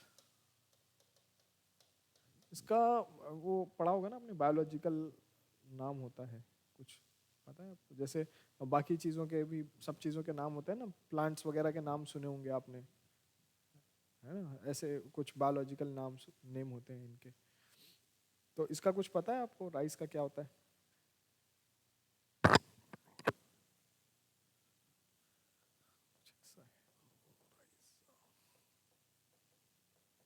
ठीक है, कैसे प्रोनाउंस करते हैं मुझे नहीं पता, ठीक है। ये इसका राइस का बायोलॉजिकल नाम है, ओरिसा सातिवा, ठीक है। ये इस राइस का क्या है? बायोलॉजिकल नाम है, तो बायोलॉजिकल नाम आप इसका लिख सकते हो। बाकी हमारे यहाँ डिफरेंट नाम है, हमारे यहाँ धान है, भात है ना, और क्या है, धान, भात, ये सब, चावल, ये सब बोलते हैं। तो डिफरेंट स्टेजेस में इसको बोला जाता है डिफरेंट नाम। जैसे जब खेत में है तो इसको बोलते हैं पैडी, है ना। जब जब ये, हाँ धान, जब ये खेत में है ना, अभी स्टैंडिंग क्रॉप है। जब आपने इसकी हार्वेस्टिंग कर ली और वो पटकते हैं, देखा होगा गाँव में, देखा है आपने वैसे पटकते हैं, हाँ। तो वो इसकी क्या है, वो हम हस्क रिमूव करते हैं, है ना। हस्क रिमूव कर दिया तो वो हो गया राइस, चावल, और पक गया तो वो हो गया भात, ठीक है ना। बाकी हम तो राइस ही बोलते हैं, क्योंकि बाकी चीज़ें तो हम कैसे बोलेंगे, राइस बोलते हैं, ठीक है। तो फील्ड में पैडी है, पैडी ये कॉमन है, फील्ड में पैडी है, ये तो इंग्लिश में भी यही है, पैडी मतलब अभी फील्ड में है। बाकी फिर राइस है, ठीक है। इंग्लिश में कम नाम है, हिंदी में ज़्यादा नाम है। फिर ओरिजिन ऑफ राइस अभी अननोन है, हेजी ओरिजिन है, कुछ धुंधला धुंधला सा, कि या तो चाइना से ओरिजिनेट हुआ है या इंडिया से ओरिजिनेट हुआ है, ठीक है। एकदम कंफर्म कोई ऐसी रिसर्च अभी इस पे है नहीं, ठीक है, कंफर्म रिसर्च इस पे है नहीं, लेकिन ये है कि हाँ या तो इंडिया में ओरिजिन हुआ है या तो चाइना में ओरिजिन हुआ है, ठीक है। बाकी आप समझते होगे, क्या पढ़ा है आपने, आपने पढ़ा होगा कि एग्रीकल्चर जो है ये आया जब, एंशियंट हिस्ट्री पढ़ लिया ना आपने, इसलिए पूछ रहा हूँ आपसे, आपने पढ़ा होगा कि जब पहले तो इंसान पत्थरों में रहते थे, है ना, तो जब एग्रीकल्चर आया तो बहुत अच्छा हुआ, है ना, लोग सेटल होने लगे, पढ़ा होगा ना ऐसा आपने। हाँ, तो क्या है आपका ओपिनियन इस पे, क्या है? हालांकि मैं ओपिनियन बेस्ड क्वेश्चन कम पूछ रहा हूँ, लेकिन चलो आपने पढ़ा है तो कुछ तो पता होगा कि एग्रीकल्चर आया तो धीरे धीरे ह्यूमन सेटलमेंट्स होने लगा, है ना, फायर आ गया, फायर इंपॉर्टेंट डिस्कवरी थी, तो फिर ऐसे ही, तो क्या है आपके अकॉर्डिंग, क्या है, एग्रीकल्चर आना सही था, मतलब मैनकाइंड के लिए क्या था, अच्छा था? अच्छा था, है ना, अच्छा ही था। एग्रीकल्चर से पहले क्या था, हम हंटर्स एंड गैदरर्स थे, है ना, फूड हंट करते थे, फूड गैदर करते थे, तो इंसान इसी के लिए है ना, इंसान किसके लिए, बात दूसरी हो जाएगी, चलो इसको हम थोड़ा दूसरे एंगल से समझते हैं। क्या क्या हुआ, देखो जैसे पहले वीट की, पहले रोटी लोग खाते थे मेज की, है ना, मकई की रोटी सुना होगा आपने, मकई की रोटी खाते थे।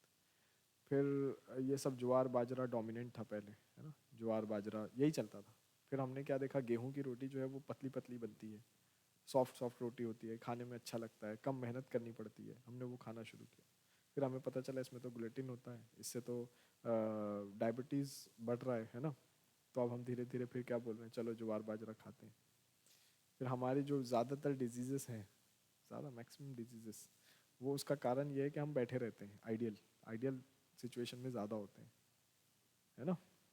तो हंटर्स गैदरर्स अच्छे थे फिर, इसका मतलब, इसलिए मैंने आपसे पूछा कि आपको क्या लगता है एग्रीकल्चर। मैं जितना समझ पाता हूँ, देखो सबके ओपिनियंस अलग हैं, अब ये कैमरा भी रहता है ना, इसलिए थोड़ा डर लगता है बोलने, चलो जाने दो। बुक है, मैंने ये मेरे मन की बात नहीं है, एक बुक है, क्या नाम था उसका, उसमें लिखा था कि agriculture was the biggest scam of the Mankind, क्योंकि उसके बाद इंसानों की ज़िंदगी बदल गई, उससे पहले अलग थी। कंट्रोल करना इतना आसान नहीं था ह्यूमंस को, अब देखो कितनी आसानी से कंट्रोल हो जाता हो। अब सेल आई है, कल से सेल चल रही है, लोग सब सेल सब बुक कर रहे हैं, आईफोन लॉन्च हो रहा है कल से, सब आईफोन की लाइन में खड़े हैं, क्या है। ठीक है, तो राइस का बायोलॉजिकल नाम है, ओरिजिन अभी पता नहीं है, ट्रॉपिकल और सब ट्रॉपिकल क्रॉप, अभी इसमें स्ट्रगल करोगे क्योंकि ज्योग्राफी नहीं हुआ है। तो ट्रॉपिक्स, ये अर्थ है, ठीक है ना, ये अर्थ है, ये अर्थ को डिवाइड करता है, ये इक्वेटर है, ठीक है। फिर ये होता है ट्रॉपिक ऑफ कैंसर और ये होता है ट्रॉपिक ऑफ कैप्रिकॉन, तो यही है ट्रॉपिकल रीजन, ठीक है। ये इसके ऊपर जाओगे तो ये सब ट्रॉपिकल है, ये पोलर रीजन है, ठीक है। इतना क्लियर है ना, हाँ बस। इंडिया यहीं लाया करता है ना, कहाँ होता है इंडिया, यहाँ पे, हाँ यहाँ पे ट्रॉपिक ऑफ कैंसर पास करता है ना हमारी स्टेट, गुजरात गुजरात कट करके जाता है, ठीक है। ट्रॉपिकल और सब ट्रॉपिकल क्रॉप, तो यहाँ टेम्परेचर ज़्यादा होता है क्योंकि सनलाइट, यही है ना, सन का मूवमेंट यही होता है, अपरेंट मूवमेंट जो है, अगर मूव तो अर्थ कर रहा है लेकिन ये सन का अपरेंट मूवमेंट है। अभी सन चला गया है कैप्रिकॉन पे, इसलिए हमारे यहाँ विंटर है, फिर सन इधर आ जाएगा अभी, तो फिर हमारे यहाँ समर आ जाएगा, है ना। हाँ, तो ऐसे ही होता है, तो सन यहीं यहीं मूव करता रहता है इधर, तो सनलाइट अवेलेबिलिटी हमेशा इस रीजन में ज़्यादा होती है, डिजीजेस भी ज़्यादा होंगे, वाटरफॉल भी ज़्यादा होगा, सब ज़्यादा होगा इस रीजन में। ये वाइन पी के मस्त है, हाँ। तो ये है ट्रॉपिकल रीजन, सनलाइट अवेलेबिलिटी ज़्यादा है, तो वो आपने पढ़ा होगा ना वाटर साइकिल बचपन में, ना, पानी भाप भर के उड़ गया, वही पानी भर, वही है। फिर बारिश भी ज़्यादा होगी इधर, ठीक है, पानी ज़्यादा है, बारिश ज़्यादा है, तो जो बैक्टीरियाज हैं, जो माइक्रो ऑर्गेनिजम्स हैं, वो भी ज़्यादा होंगे, है ना, तो डिजीजेस भी ज़्यादा होंगी, ठीक है। केरला में देखते हो अभी फिर शुरू हो गया ना कोविड, हाँ, तो केरला इंडिया में एग्जाम्पल। चलो कोविड हो या कुछ भी हो, क्लासेस चलती रहेंगी, है ना, ऑनलाइन घर पे से कर लेना, लेकिन क्लासेस करते रहना, क्योंकि एग्ज़ाम बहुत पोस्टपोन नहीं होता है, देखा है आपने, जब बहुत पीक पे था तब 4 महीने के लिए पोस्टपोन हुआ है, बाकी अभी तो बहुत प्रिमिटिव है कुछ कहना, लेकिन ठीक है, ऐसे चल रहा है कुछ तो पीछे भी, क्योंकि अचानक से पता चलता है, अभी जैसे अभी पता चल रहा है कि 4 केसेस है, 5 केसेस हैं, अभी किसी दिन अचानक से आपको पता चल जाएगा 1000 हो गए, फिर 10,000 हो गए, ऐसे एक्सपोनेंशियली राइज करता है, कितना सच है पता नहीं, लेकिन राइज करता है डेटा के अकॉर्डिंग। हम डेटा में बिलीव कर रहे हैं। टेम्परेचर फिर यहाँ ज़्यादा होता है 27 टू 30 डिग्री सेल्सियस, 34 भी होता है ना, एवरेज टेम्परेचर 34 35, तो इतना एवरेज टेम्परेचर 27 टू 35 लिख लो, 30 है वो उसको 35 कर लो। रेनफॉल ज़्यादा होती है, मोर देन 100 सेंटीमीटर।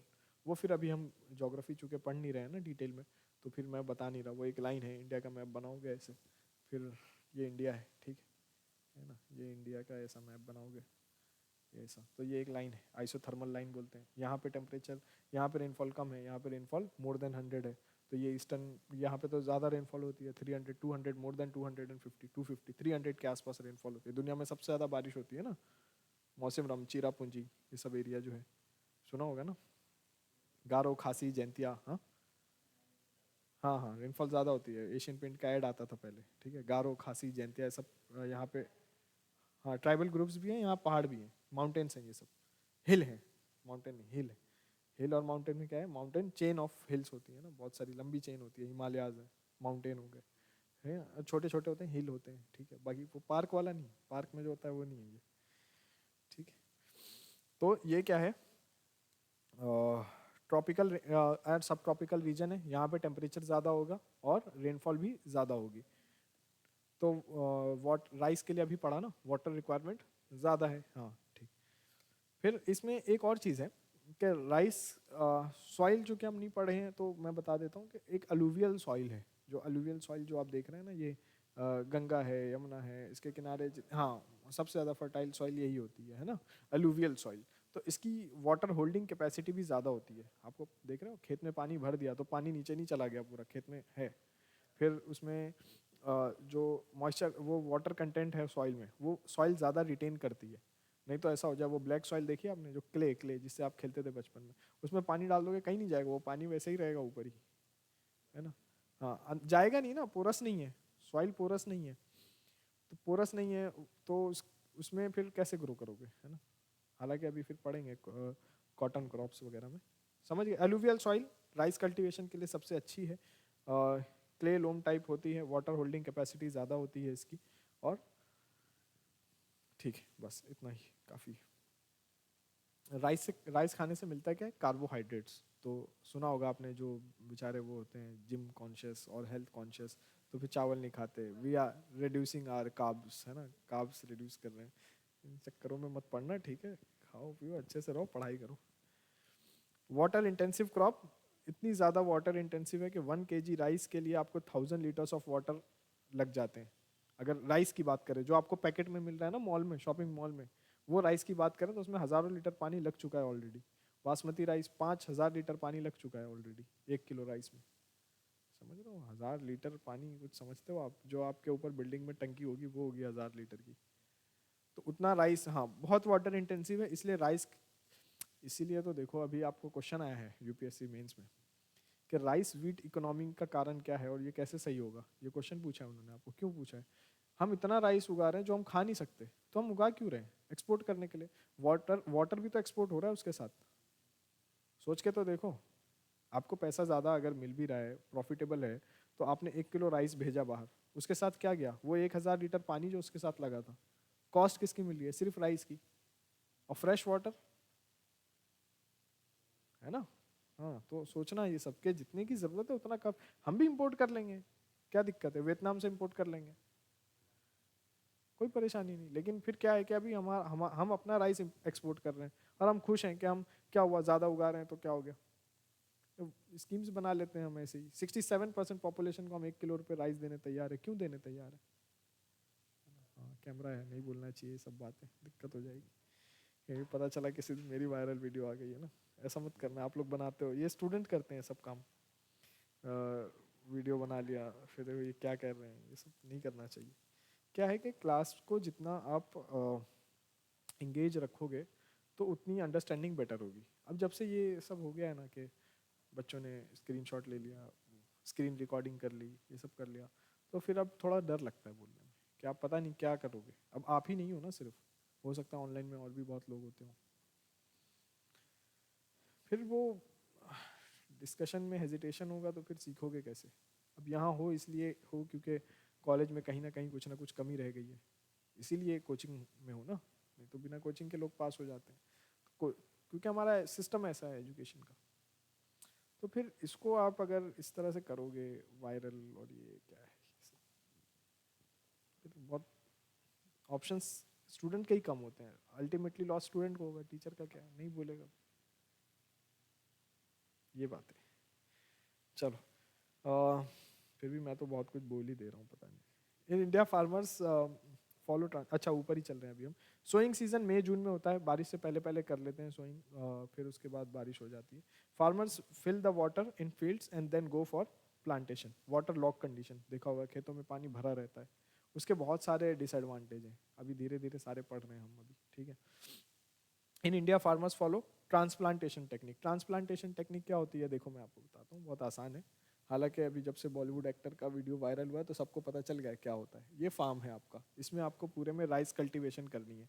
आप साइड में क्या करते हो, एक नर्सरी बनाते हो। यहाँ पर नर्सरी बनाया, इसको इसमें पानी भर दिया आपने, और यहाँ पर राइस वगैरह जो भी है ना सीड, वो डाल दिया आपने। फिर ये जब थोड़े थोड़े ग्रो कर जाते हैं ना, इतने बड़े ऐसे है ना, इतने बड़े हो जाते हैं, फिर आप इसको वहाँ से निकाल के और फिर पूरे फील्ड में लगाते हो। आई बात समझ। ये नर्सरी में क्या करते हो आप, फर्टिलाइज़र जो भी है सारी चीज़ें 15 दिन के लिए छोड़ देते हो। 15 दिन में ये ऐसे बन जाते हैं।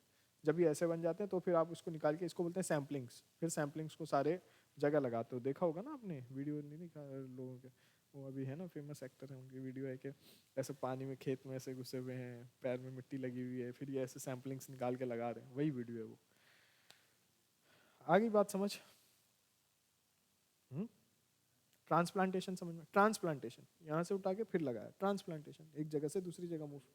हाँ हाँ हाँ, थोड़ा सा ग्रो कर लिया, क्योंकि फिर और ज़्यादा पानी लगेगा, और ज़्यादा फर्टिलाइजर लगेगा, तो इसमें इंटेंसिवली कर लिया पहले, फिर यहाँ पे दूरी दूरी पे लगा दिए, गैप रख के। आगे बात समझ, ट्रांसप्लांटेशन। हाँ बस यही है। नर्सरी बनाया साइड में, they prepare nursery on relatively smaller patch of land providing ideal condition that is filled with water, fertilizers, etc. After 2-3 weeks they transfer plants. Sometimes 5 week भी हो जाते हैं, depending upon the climate and कितना grow किया है ना उस पर।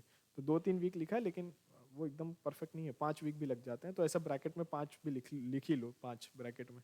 पता नहीं कभी फिर आगे चल के बोलोगे नहीं 2-3 ही लिखा था नोट्स में, तो है ना, 5 वीक भी लग जाते हैं कभी कभी। They transfer plants to the actual field, hence labour intensive work. इसलिए देखा होगा आपने, लेबर इंटेंसिव है ना, महिलाएं काम करती हैं, पुरुष काम करते हैं, इसलिए इस समय मनरेगा की डिमांड कम होती है। अब समझ में आ रहा है ना मनरेगा सीजनल एम्प्लॉयमेंट क्यों है, क्योंकि सब लोग यही काम कर रहे थे, मिलते नहीं है लोग, 1000 रुपये पर डे पे लाना पड़ता है पकड़ पकड़ के, है ना। वैकेशन के लिए गाँव वाँव जाया करो, सब चीज़ें क्लियर हो जाएंगी। They transfer plant to the actual field, hence labour intensive work. Rice cultivation India में वेस्ट बंगाल 3 बार साल में, 3 बार लोग, उन लोग के लिए नहीं है वो, रबी खरीफ जायद नहीं है, 3 क्रॉप होती है वहाँ साल की राइस। खरीफ सीजन में भी राइस, रबी में भी राइस, क्योंकि वाटर इतना अवेलेबल है ना। हाँ, कैश क्रॉप्स टी हो गई, कॉफ़ी हो गई, जिससे पैसा ज़्यादा मिल रहा है, वो कैश क्रॉप है, ठीक है, मतलब पैसा उगाना लिटरली वही है।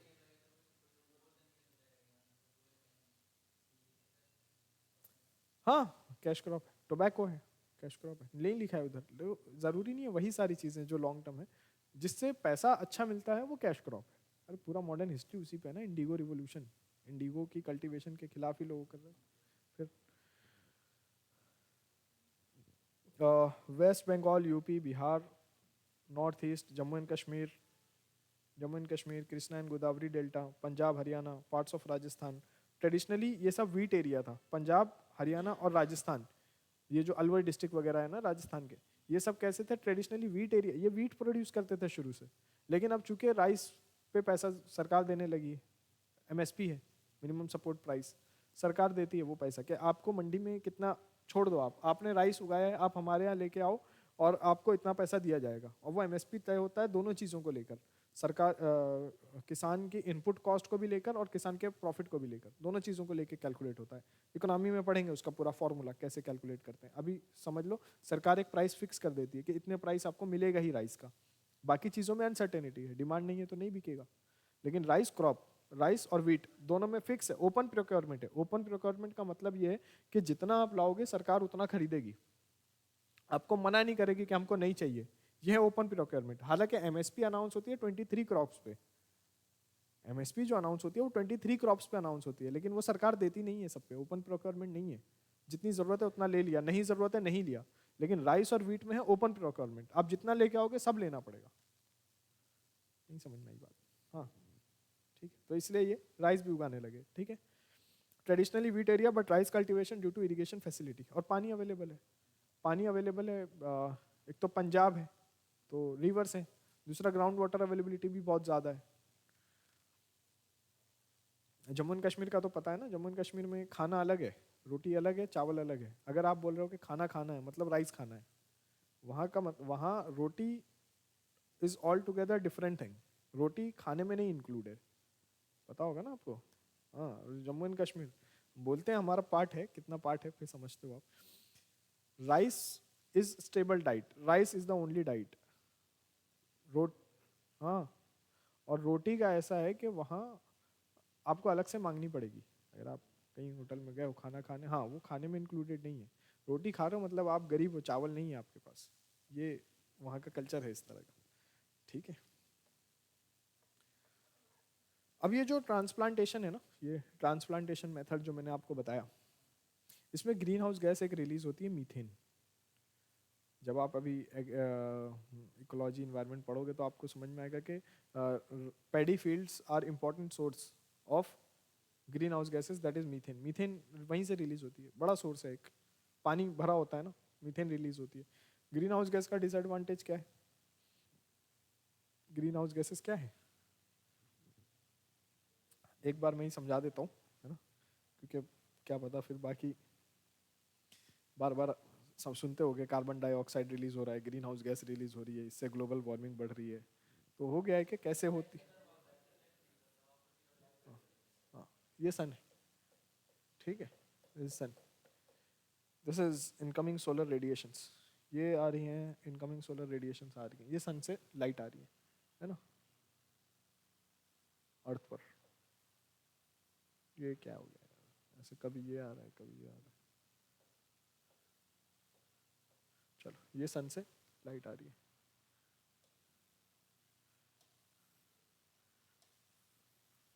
तो ये जो इनकमिंग सोलर रेडिएशंस होती है ना, सन से जो भी लाइट आ रही है, जो लाइट है, तो सन से एनर्जी आती है। एनर्जी की मैनिफेस्टेशन दो चीज़ों में, एक सन से लाइट आ रही है, दूसरी हीट आ रही है।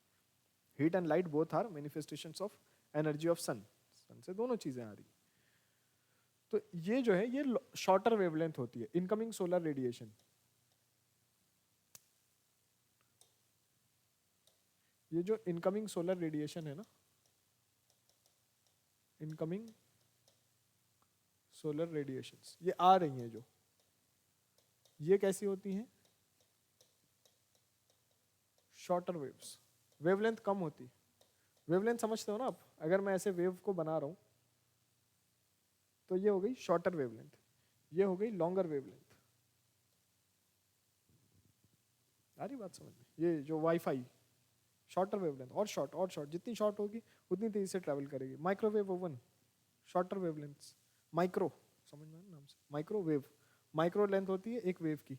ये हुई एक वेव की लेंथ, यहाँ से शुरू हुई यहाँ पे, ये वेव की लेंथ है। तो माइक्रो मतलब ये और शॉर्ट हो जाएगी, ये ऐसे होता है। तभी तो खाना पक जाता है ना, सोच के देखो ना, फिर खाना पक जाता है मतलब इतनी हीट कहाँ से आ रही है, इतनी एनर्जी। तो ये माइक्रो शॉर्टर वेव और ये लॉन्गर वेव। अब ये जितनी हीट आई, देखो सारी हीट तो ज़मीन तक आती भी नहीं है, और वो पार्ट हम अभी स्किप कर रहे हैं कि क्लाउड्स हैं तो क्लाउड से रिफ्लेक्शन हो गया वापस, है ना। एल्बिडो सरफेसेस हैं, एल्बिडो पता होगा आपको, जो रिफ्लेक्टिंग एफिशिएंसी होती है उसको बोलते हैं। जैसे वाइट सरफेसेस हैं, बर्फ बर्फ है, स्नो है, तो पूरी लाइट, जितनी भी लाइट पड़ेगी वो पूरी की पूरी रिफ्लेक्ट हो जाएगी, है ना। ये वो छोड़ दो अभी। तो ये है, ये अर्थ पे आ गई। अब जब तक सनलाइट की अवेलेबिलिटी है, जब तक सनलाइट की अवेलेबिलिटी है तब तक तो ये हीट हो रहा है। अब शाम हो गई, शाम हो गई तो सनलाइट की अवेलेबिलिटी खत्म हो गई, सनलाइट की अवेलेबिलिटी खत्म हो गई तो अब हीट, ये कोई भी चीज़ जब हीट हो जाती है तो फिर वो हीट को रेडिएट करती है। जैसे खाना देखो बन के रखा है ज़्यादा गर्म है, फिर थोड़ी देर में ठंडा हो जाता है। क्यों ठंडा हो जाता है? जो उसकी हीट है वो रेडिएट कर दी उसने, है ना, एटमॉस्फेयर में। तो इसी तरह जब सनलाइट की अवेलेबिलिटी नहीं है तो उस समय क्या करती है अर्थ जो है वो हीट को रेडिएट करती है ना। तो ये हीट रेडिएट हो रही है। अरे यार ये कलर क्यों नहीं आता भाई, हाँ ये हीट रेडिएट हो रही, दिख रहा है ना हीट, हाँ ये हीट है। तो ये अर्थ ने क्या किया, हीट को रेडिएट किया, ठीक है। अब एटमॉस्फेयर में जो गैसेस हैं, जो एटमॉस्फेयर में गैस का स्ट्रक्चर है ना, ये है green house gases, carbon dioxide, methane, CH4 etcetera. ये क्या करती हैं, इन रेडिएशन को ट्रैप करती है। ये जो जितनी रेडिएशन है ना, सब क्या हो जाती है, यहाँ ट्रैप हो जाती है एटमॉस्फेयर में, रिलीज ऊपर नहीं जा रही। एटमॉस्फेयर में आ तो गई है ये हीट, लेकिन अब ये रिलीज ऊपर नहीं जा पा रही, तो ये क्या हो गया, ट्रैप हो गया। ट्रैप करने के बाद ये इसको दोबारा से रिलीज करती है, सारे डायरेक्शन में करती हैं। अभी ऊपर की डायरेक्शन हमारे लिए इंपॉर्टेंट है नहीं, ये वाली डायरेक्शन ज्यादा इंपॉर्टेंट है, क्योंकि इस बीच में हम रह रहे हैं, है ना। तो ये रेडिएट कर रही है। तो आने के टाइम क्यों नहीं ट्रैप कर रही, क्योंकि आने के टाइम वेव की लेंथ क्या है, शॉर्ट है, छोटी है, उसको नहीं ट्रैप कर पा रही। वेव की लेंथ जितनी कम होगी उतनी फास्टर होगी। वाईफाई, माइक्रोवेव लेंथ कम है, इसलिए फास्टर ट्रैवल कर रही है। अब ये हीट वेव को ट्रैप कर लेती है, क्योंकि ये लॉन्गर वेव है, वेव लेंथ ज़्यादा है। अब ये ट्रैप करके इसने दोबारा यहाँ रेडिएट किया, तो इस बीच में ये जो स्पेस है, इसमें टेम्परेचर क्या होगा, बढ़ेगा। हीट, फिर से हीट, फिर से हीट, फिर से हीट, है ना, कंटिन्यू चल रहा है। तो ये है ग्रीन हाउस गैसेस, और इसकी वजह से ये हो रहा है ग्लोबल वार्मिंग, और ग्लोबल वार्मिंग की वजह से हो रहा है क्लाइमेट चेंज। हाँ रेडिएट करी, ये ट्रैप हो गई, ये हीट यहाँ ट्रैप हो गई, फिर वापस से रेडिएट कर दिया इधर ही, क्योंकि हीट इकट्ठा हो गई, मतलब क्या है, हीट रेडिएट होगी सराउंडिंग में, यही है ना। कि कोई भी चीज़ गर्म है तो वो क्या कर रही है, हीट रेडिएट कर रही है सराउंडिंग में, सराउंडिंग में हीट रेडिएट कर रही है, ठीक है। तो ये है ग्रीन हाउस गैसेस, इसकी वजह से हो रहा है ग्लोबल वार्मिंग, इसकी वजह से हो रहा है क्लाइमेट चेंज। तो CH4 एक ग्रीन हाउस गैस है ना।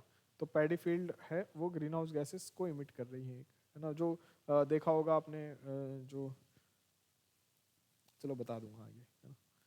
जो गाय बकरियों को देखा होगा आपने, वो जब खाना खा चुकी होती है फिर भी मुंह चलाते रहती है, उससे भी मीथेन रिलीज होता है ना। पर हाँ, वहाँ से भी मीथेन रिलीज होता है, ठीक है। देखो एक पैडी का एक हमने वो पढ़ा है कि कैसे कल्टीवेशन होगा, जो नर्सरी वाला मेथड है, ट्रांसप्लांटेशन मेथड। बाकी और सारे मेथड्स हैं, है ना।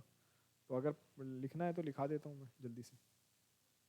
जो राइस का आपने पढ़ा है अभी, ट्रांसप्लांटेशन मेथड एक मेथड है। अभी एक काम करते हैं, इसको कंप्लीट कर लेते हैं, बाद में फिर मैं डिटेल में आराम से लिखा देता हूँ, क्योंकि फिर अभी लिखोगे फिर ये कंप्लीट नहीं हो पाएगा, कंप्लीट भी करना है आपको। तो ये आ गया समझ में, राइस प्रोडक्शन। अब राइस प्रोडक्शन कहाँ कहाँ देखा हमने, वेस्ट बंगाल। तो वेस्ट बंगाल में देखो 3 crops of rice in a year. Second देख रहे हो आप, यूपी है। थर्ड पे अब आंध्रा नहीं है, थर्ड पे आप करके लिख लो पंजाब है। नहीं, थर्ड पे वही वो थर्ड फोर एक्सचेंज हो गया, आंध्रा फोर्थ पे चला गया, तो या तो उधर ही सिर्फ फोर्थ लिख लो और पंजाब में थर्ड लिख लो। पंजाब थर्ड पे है, आंध्रा फोर्थ पे, ठीक है। हाँ आंध्र प्रदेश, आंध्र प्रदेश, आंध्र प्रदेश, हाँ थर्ड पे पंजाब है अभी, ठीक है।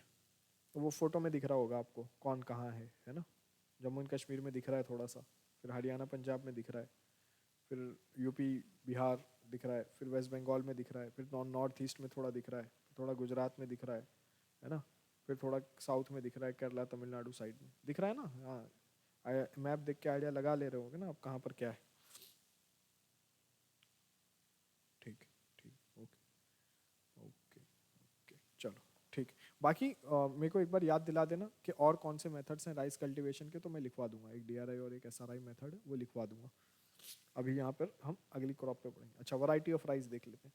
एक बासमती है, सुना है आपने बासमती राइस, है ना। फूड ग्रेन का साइज बड़ा होता है, तो जो चावल है वो पकने के बाद बड़े हो जाते हैं, बड़े हो जाते हैं तो खाने में ज़्यादा अच्छा लगता है, वही है बस बासमती। खुशबू भी होती है थोड़ी, एक फ्रेगरेंस होती है। Variety of rice, long grain plus fragrance, ये है बासमती। दो ही कैरेक्टर है और इसी की वजह से इतना पॉपुलर है। एक है लॉन्ग साइज है, बिरयानी देखा होगा आपने बनती है बासमती की, बड़े बड़े चावल होते हैं। लॉन्ग ग्रेन और फ्रेगरेंस भी होती है। मेनली एक्सपोर्ट वैरायटी, एक्सपोर्ट कर दिए जाते हैं। Grown in Terai border, Terai border कहाँ है, यूपी उत्तराखंड वाला जो रीजन है, जो नेपाल के साथ हमारा बॉर्डर है, तराई बेल्ट, तराई बेल्ट बोलते हैं। तो यूपी और उत्तराखंड वाला रीजन जो है, due to irrigation facility available, also grown in Punjab, Haryana and parts of Rajasthan. लेकिन आप समझ रहे हो कितना पानी एक्सपोर्ट कर दे रहे हैं हम उसके साथ, है ना। तो ये वाला याद रखना है।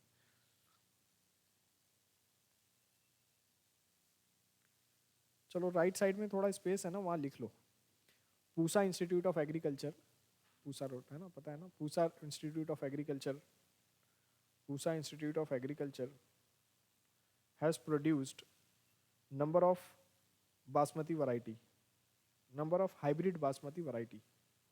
Pusa institute of agriculture, Pusa institute, PUSA, Pusa, यही पूसा रोड यही है, पूसा इंस्टीट्यूट, हाँ यही पीछे ही है, Pusa institute of agriculture has produced number of basmati variety, number of hybrid basmati variety, hybrid basmati variety to increase productivity, to increase productivity, to increase productivity, productivity बढ़ाने के लिए क्या किया है, हाइब्रिड वैरायटी प्रोड्यूस किए हैं, ठीक है, उसमें क्या किए हैं, हाइब्रिड वैरायटीज प्रोड्यूस किए हैं, प्रोड्यूस टू इंक्रीज प्रोडक्टिविटी।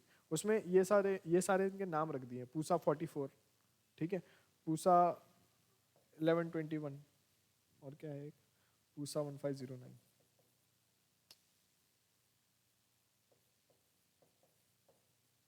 ये वैरायटी है जो राइस की, ऐसे बोलते हैं इसको, ये पूसा 44 है क्योंकि पूसा ने बनाया है इसलिए। Pusa institute of agriculture has produce number of basmati variety hybrid varieties to increase productivity, है ना, 44, 1121 एंड 1509। ये कैसी हाइब्रिड है, हाइब्रिड और जीएम में कंफ्यूज नहीं होना अभी, ये जेनेटिकली मॉडिफाइड क्रॉप्स नहीं है, जो जीएम होगी वो जीएम है, अभी ये जीएम नहीं है, तो जहां पर हाइब्रिड लिखा है समझ जाओ वो हाइब्रिड ही है, जीएम, हाँ ये नाम है, हाँ ये नाम है, ठीक है, दे आर हाइब्रिड। बासमती में नॉर्मल राइस से कम पानी लगता है, वाटर रिक्वायरमेंट जो है बासमती की वो नॉर्मल राइस से कम है, ठीक है, हाँ नॉर्मल राइस में उसके कंपैरेटिवली ज़्यादा है। और basmati rice grown in India and Pakistan both, और यहाँ का जोग्राफिकल इंडिकेशन दिया गया है। जोग्राफिकल इंडिकेशन आप समझते हैं, जोग्राफिकल इंडिकेशन मतलब ये यहीं की राइस है, ये यहीं उगती है, तो बासमती उसी राइस को बोला जाएगा जो इस रीजन में उगती है। बाकी उसी साइज़ की उसी शेप की राइस आप दुनिया में कहीं भी उगा दोगे तो उसको बासमती नाम नहीं दिया जाएगा, ठीक है, ये होता है जोग्राफिकल इंडिकेशन। हाँ, एक कॉपीराइट जैसा है ना, एक इंटेलेक्चुअल प्रॉपर्टी राइट है। इंटेलेक्चुअल प्रॉपर्टी राइट ही एक्चुअली बहुत तरह का होता है ना, जिसमें एक जोग्राफिकल इंडिकेशन है कि जो जिस रीजन तक है वहीं, जैसे बहुत सारे डांस होते हैं। हाँ हाँ, फिर कुछ और नाम से, जैसे यूएस ने बना लिया था टेक्सास में टेक्समती, यूएस ने सेम, अभी ये तो टेक्नोलॉजी है, रिसर्च का काम है, तो उन्होंने ऐसा सेम जिस तरह दिखता है ना बासमती, सेम वैसा बना लिया, long grain and with fragrance, और उसका नाम रख दिया टेक्समती। फिर हमको लगा ये तो फिर ये एक्सपोर्ट करेंगे, हम क्या करेंगे, फिर हमने WTO में केस फाइल किया, फिर वहाँ जीत गए, फिर वो बंद किया टेक्समती, ठीक है, अब बासमती ही है, ठीक है। Basmati rice grown in India and Pakistan, if under GI then no country, अगर GI में है, जोग्राफिकल इंडिकेशन अलॉट हो गया है, then no country get any intellectual property right. In past one firm from USA was selling basmati rice with the name texmati, dispute settled at WTO, world trade organisation, dispute settle हो गया, अब इस तरह का कुछ नहीं है। World wide production of rice first पे चाइना है, 2021 में अप्रॉक्सीमेटली 150 मिलियन टन राइस उगाया था उन्होंने, है ना, हमारा कम 110 115 ऐसा है हमारा, 110 मिलियन टन 120 मिलियन टन। क्यों है चाइना में ज़्यादा productivity, good quality of seeds, है ना, good quality of seeds, good agricultural practices, better irrigation facilities, better mechanisation etcetera. Better mechanisation समझते हो ना, यही जो मैंने आपको बताया, ये पोडियम साइज की मशीन बना दी छोटी छोटी, हाँ, और बड़ी भी है, ऐसा नहीं है सिर्फ छोटी, बड़ी मशीन भी है उनके पास, depending upon your land holding size आप यूज़ कर सकते हो, प्रोडक्टिविटी बढ़ा सकते हो, big machine as per requirement. China में डायरेक्ट इनकम सपोर्ट भी है फार्मर को, अगर आप फार्मिंग कर रहे हो आपको, क्योंकि देखो चाइना में इंडस्ट्रियल सेक्टर डोमिनेट करता है ना, मैन्युफैक्चरिंग, तो अब चाइना में लोग एग्रीकल्चर छोड़ के मैन्युफैक्चरिंग में आना चाहेंगे, तो गवर्नमेंट क्या करती है, उनको इंसेंटिवाइज करती है, डायरेक्ट इनकम सपोर्ट, जैसे हमारे यहाँ अभी किसान को दे रहे हैं, हमारे यहाँ कम है इतना नहीं है, ठीक है। चलो आगे बढ़ते हैं। सेकेंड नंबर पे इंडिया है, total production of rice in India 2019-20 में 112.9 मिलियन टन, 2016 में 114 मिलियन टन, 2021 में 118, आप याद रखो approximately 120 million ton, approximately 120 million ton. इतना याद रखो, राइस का इतना कल्टीवेशन हमारे यहाँ होता है, अप्रोक्सीमेटली 120 मिलियन टन। इंडिया जो है ये लार्जेस्ट इंपोर्टर है राइस का पिछले 10 सालों में। हम क्या है, राइस के लार्जेस्ट एक्सपोर्टर। हाँ, we are largest exporter in the world. Chinese are largest importer, इतना सारा उगाने के बाद भी। फर्स्ट नंबर पे है ना चाइनीज प्रोडक्शन में, इंपोर्टर में भी लार्जेस्ट है। तो समझ रहे हो कितना राइस चाहिए उनको। हाँ, तो हम लोग राइस एक्सपोर्ट नहीं करना चाहिए। राइस एक्सपोर्ट क्यों नहीं करना चाहिए वो आप समझ चुके हो। हम उसके साथ साथ अपना फ्रेश वाटर एक्सपोर्ट कर रहे हैं, क्योंकि खारे पानी में चावल नहीं उगते, है ना, नहीं तो फिर तो वो समंदर का पानी ले आएंगे। चलो, some other varieties of rice in India. Black rice होता है नॉर्थ ईस्ट में, ब्लैक राइस है ना, हाक्का नूडल, वो नहीं है राइस, प्रॉपर राइस होता है वो ब्लैक होता है। रेड राइस है केरला में, ठीक है। ये और वैरायटीज हैं राइस की। कर्नाटका में कुछ वैरायटीज हैं, बहुत सारी वैरायटी, हर स्टेट में कुछ ना कुछ मिल जाएगा आपको। ये ऐसे ही 2 लिखी हुई हैं, और भी बहुत सारी होती हैं। कर्नाटका में देखोगे थोड़े डिफरेंट साइज के ग्रेन होते हैं, बनने के बाद भी डिफरेंट टाइप का बन जाता है, जिसको उसके साथ खाते हैं, पानी के साथ, मतलब पानी मिला के पकाया आपने राइस, है ना। तो हमारे यहाँ क्या होता है, पूरा पानी एवापोरेट हो गया, वही राइस को हम खाते हैं। वहाँ क्या होता है, एक्स्ट्रा पानी डाल के रखते हैं, एक्स्ट्रा पानी डाल दिया और बनाने के समय उसमें नमक डाल दिया, तो वो जो राइस होती है वो थोड़े चौड़े और बड़े होते हैं, तो उसको उसी पानी के साथ खा जाते हैं, जो पानी में वो पकता है उसी के साथ। तो ये स्टेपल डाइट है, वो खाते हैं लोग, अच्छा लगता है, टेस्टी होता है ना।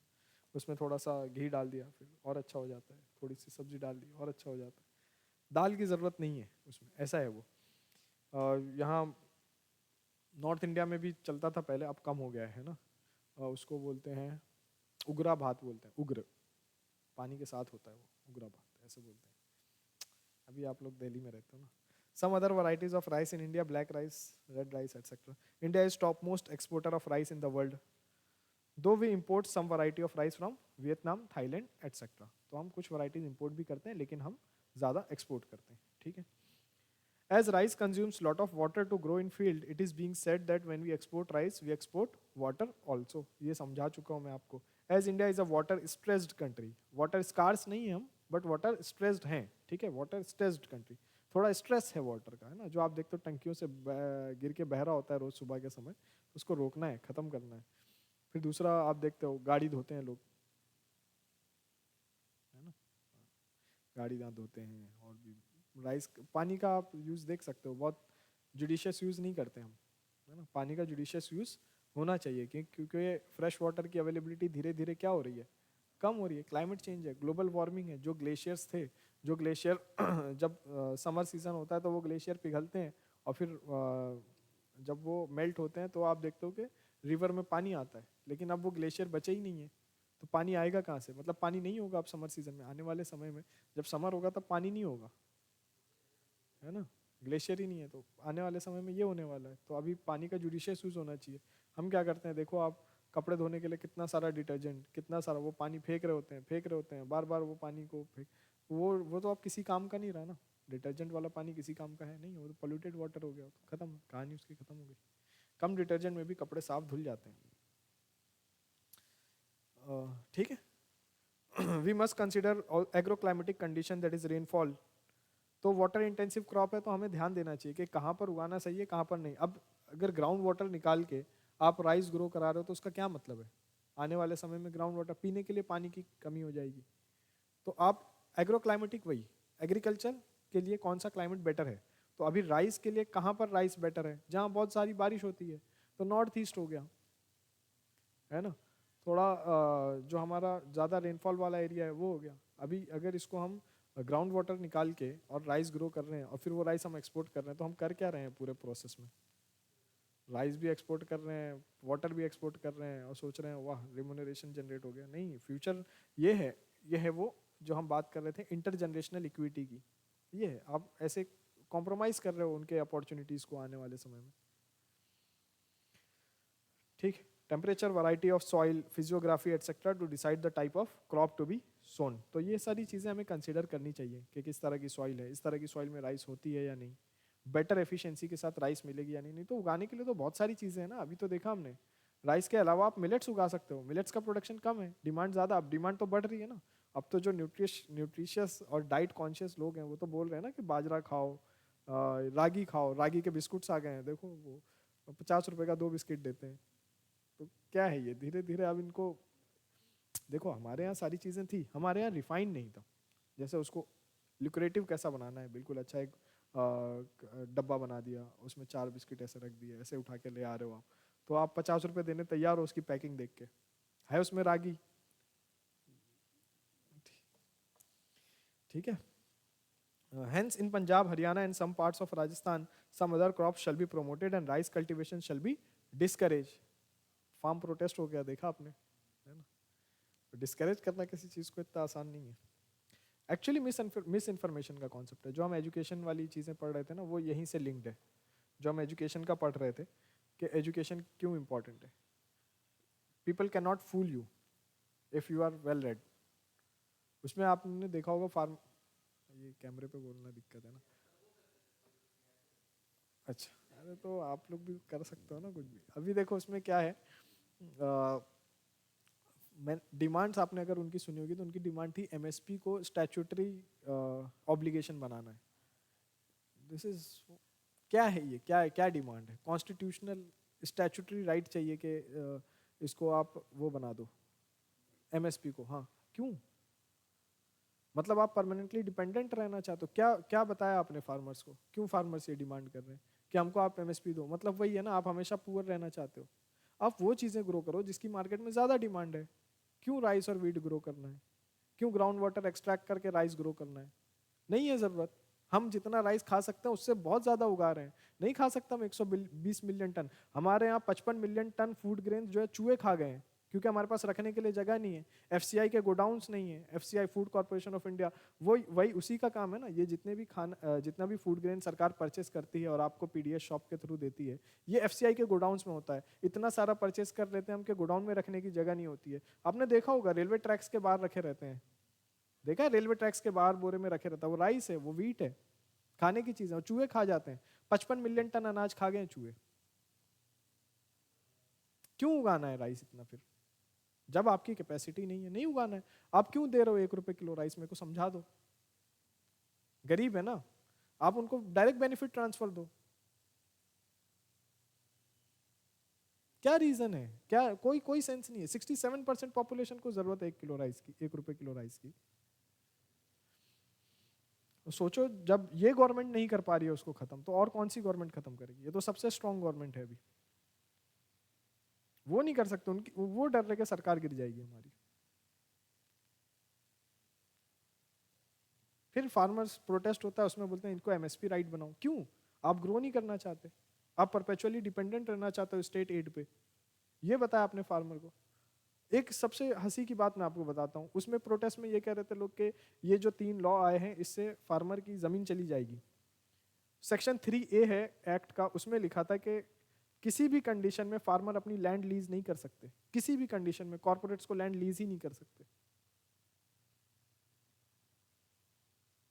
फिर उसमें एपिलेट अथॉरिटी बनाया था एसडीएम को, कि एसडीएम अगर कोई डिस्प्यूट होता है कॉर्पोरेट और उसके बीच में तो एसडीएम फैसला करेगा, डिस्प्यूट एडजुडिकेशन करेगा। लेकिन इंडिया में आप किसी भी, फिर इसको मुद्दा बना दिया गया कि एसडीएम तो कॉर्पोरेट की सुनेगा। लेकिन इंडिया में किसी भी मुद्दे को आप कोर्ट लेके जा सकते हैं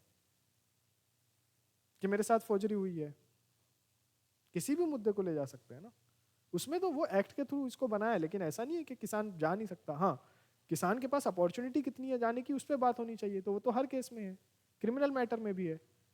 आप देखते हो ना रोड पे जो बड़ी गाड़ियों से उतरते हैं वो पुलिस वाले को 4 लगा के चले जाते हैं, क्योंकि उनको पता है उनका कुछ नहीं होने वाला है। तो वो तो दूसरा, वो तो पूरा ऑल टुगेदर डिफरेंट मैटर है कि किसान के पास अपॉर्चुनिटी नहीं है कोर्ट जाने की। वो तो किसी भी मैटर में नहीं है, फिर सिर्फ इसको क्यों मुद्दा बना रहे हो? ठीक है, मैं देखो हम किसी चीज को सपोर्ट या अगेंस्ट में नहीं है, लेकिन जो फैक्ट्स हैं वो फैक्ट्स हैं। आपको लगा होगा देख के कि नहीं किसान देखो कर लिया उन्होंने, मिसगाइड भी किया जाता है ना। लोग, कुछ लोग होते हैं जो अपने इसके लिए करते हैं। मैंने आपको बताया था माइक्रो इकोनॉमिक रिफॉर्म्स परसों से करना चाह रहे थे, हम नहीं कर पा रहे थे। 91 में सब हो गए एक साथ। फिर चलो चलो वापस आते हैं थोड़ा, है ना, नॉर्मल सिचुएशन को नॉर्मल करते हैं। क्या है, ये चीज़ें थोड़ी ऐसी हैं कि इसमें फिर हो जाता है ऐसा, देख रहे हैं काफ़ी लोगों को मिसगाइड किया जाता है। और सब लोग कहाँ हैं आज, वहीं हैं। आप किसान लीडर हो, आपके पास BMW है, कैसे? किसान के पास तो नहीं है। मुझे किसी के BMW से प्रॉब्लम नहीं है वैसे। ठीक है, चलो वापस आते हैं। तो Punjab, Haryana and some parts of Rajasthan some other crop shall be promoted and rice cultivation shall be discourage, ये फैक्ट है। अब बाकी आपके बिलीफ सिस्टम में क्या है वो अलग है। एक होता है आपका बिलीव, आपने मान लिया ये ऐसा ही है, उसमें रीजनिंग नहीं काम करती। किसी भी बिलीफ सिस्टम में रीजनिंग काम नहीं करती। आपने मान लिया कि IAS की तैयारी करनी है, तो मान के कर रहे हो तो वो एक अलग चीज़ है। प्रॉपर रीजनिंग के थ्रू कर रहे हो, हाँ ठीक है मैं ये कर सकता हूँ क्योंकि कोई भी ग्रेजुएट इसको कर सकता है, ठीक है इसके लिए इतनी पढ़ाई करनी है मैं कर लूँगा, ये रीजनिंग है। लेकिन मेरे दिल में आ गया, देखो आप सुने होगे लोगों को बोलते मेरा बचपन का सपना था। ऐसे नहीं होती तैयारी बचपन के सपने से, वो सब बचपन का सपना बचपन में ही खत्म कर देना चाहिए फिर। ठीक है, ये समझ गए आप। पंजाब, हरियाणा और राजस्थान में ज़रूरत नहीं है राइस ग्रो करने की। राइस वहाँ ग्रो करो जहाँ वाटर अवेलेबिलिटी ज़्यादा है in terms of rainfall. Irrigation करके नहीं, ग्राउंड वाटर एक्सट्रैक्ट करके राइस उगाना कोई समझदारी का काम नहीं कर रहे हैं हम। आने वाली जनरेशन की अपॉर्चुनिटीज़ को कॉम्प्रोमाइज़ कर रहे हैं ना। हाँ, थोड़ा समझदारी से काम लेना है। Dominance of rice is also resulted in monoculture. हमेशा राइस उगा रहे हैं, rice wheat rice wheat rice wheat, यही क्वेश्चन पूछ दिया फिर, राइस वीट इकोनॉमी क्यों है इंडिया, बताओ। क्योंकि सरकार रेमुनरेशन दे रही है, आपको लग रहा है कि इतना पैसा तो मिल ही जाएगा। सबसे अमीर किसान है पंजाब के, आपको अगर नहीं पता है तो। बिहार के किसान की बात करो, यूपी के किसान की बात करो, स्पेशली ईस्टर्न यूपी की। वेस्टर्न यूपी छोड़ दो, तो ग्रीन रेवोल्यूशन वहां हुआ है। लॉबी है पूरी, फार्मर लॉबी। फार्मर में डोमिनेंस जो है वो स्मॉल और मार्जिनल फार्मर का है, लेकिन उनको जो कंट्रोल कर रहे हैं फार्मर्स, जो इन्फ्लुएंस कर रहे हैं फार्मर्स, वो लार्ज फार्मर्स हैं। वो अपने बेनिफिट्स नहीं छोड़ना चाहते। नहीं तो मुझे बताओ ना, एग्रीकल्चर इनकम अगर आपकी है और उससे आप 10 BMW खरीद सकते हो, एक रोल्स रॉयस खरीद सकते हो, तो आप सरकार को टैक्स क्यों नहीं दे सकते?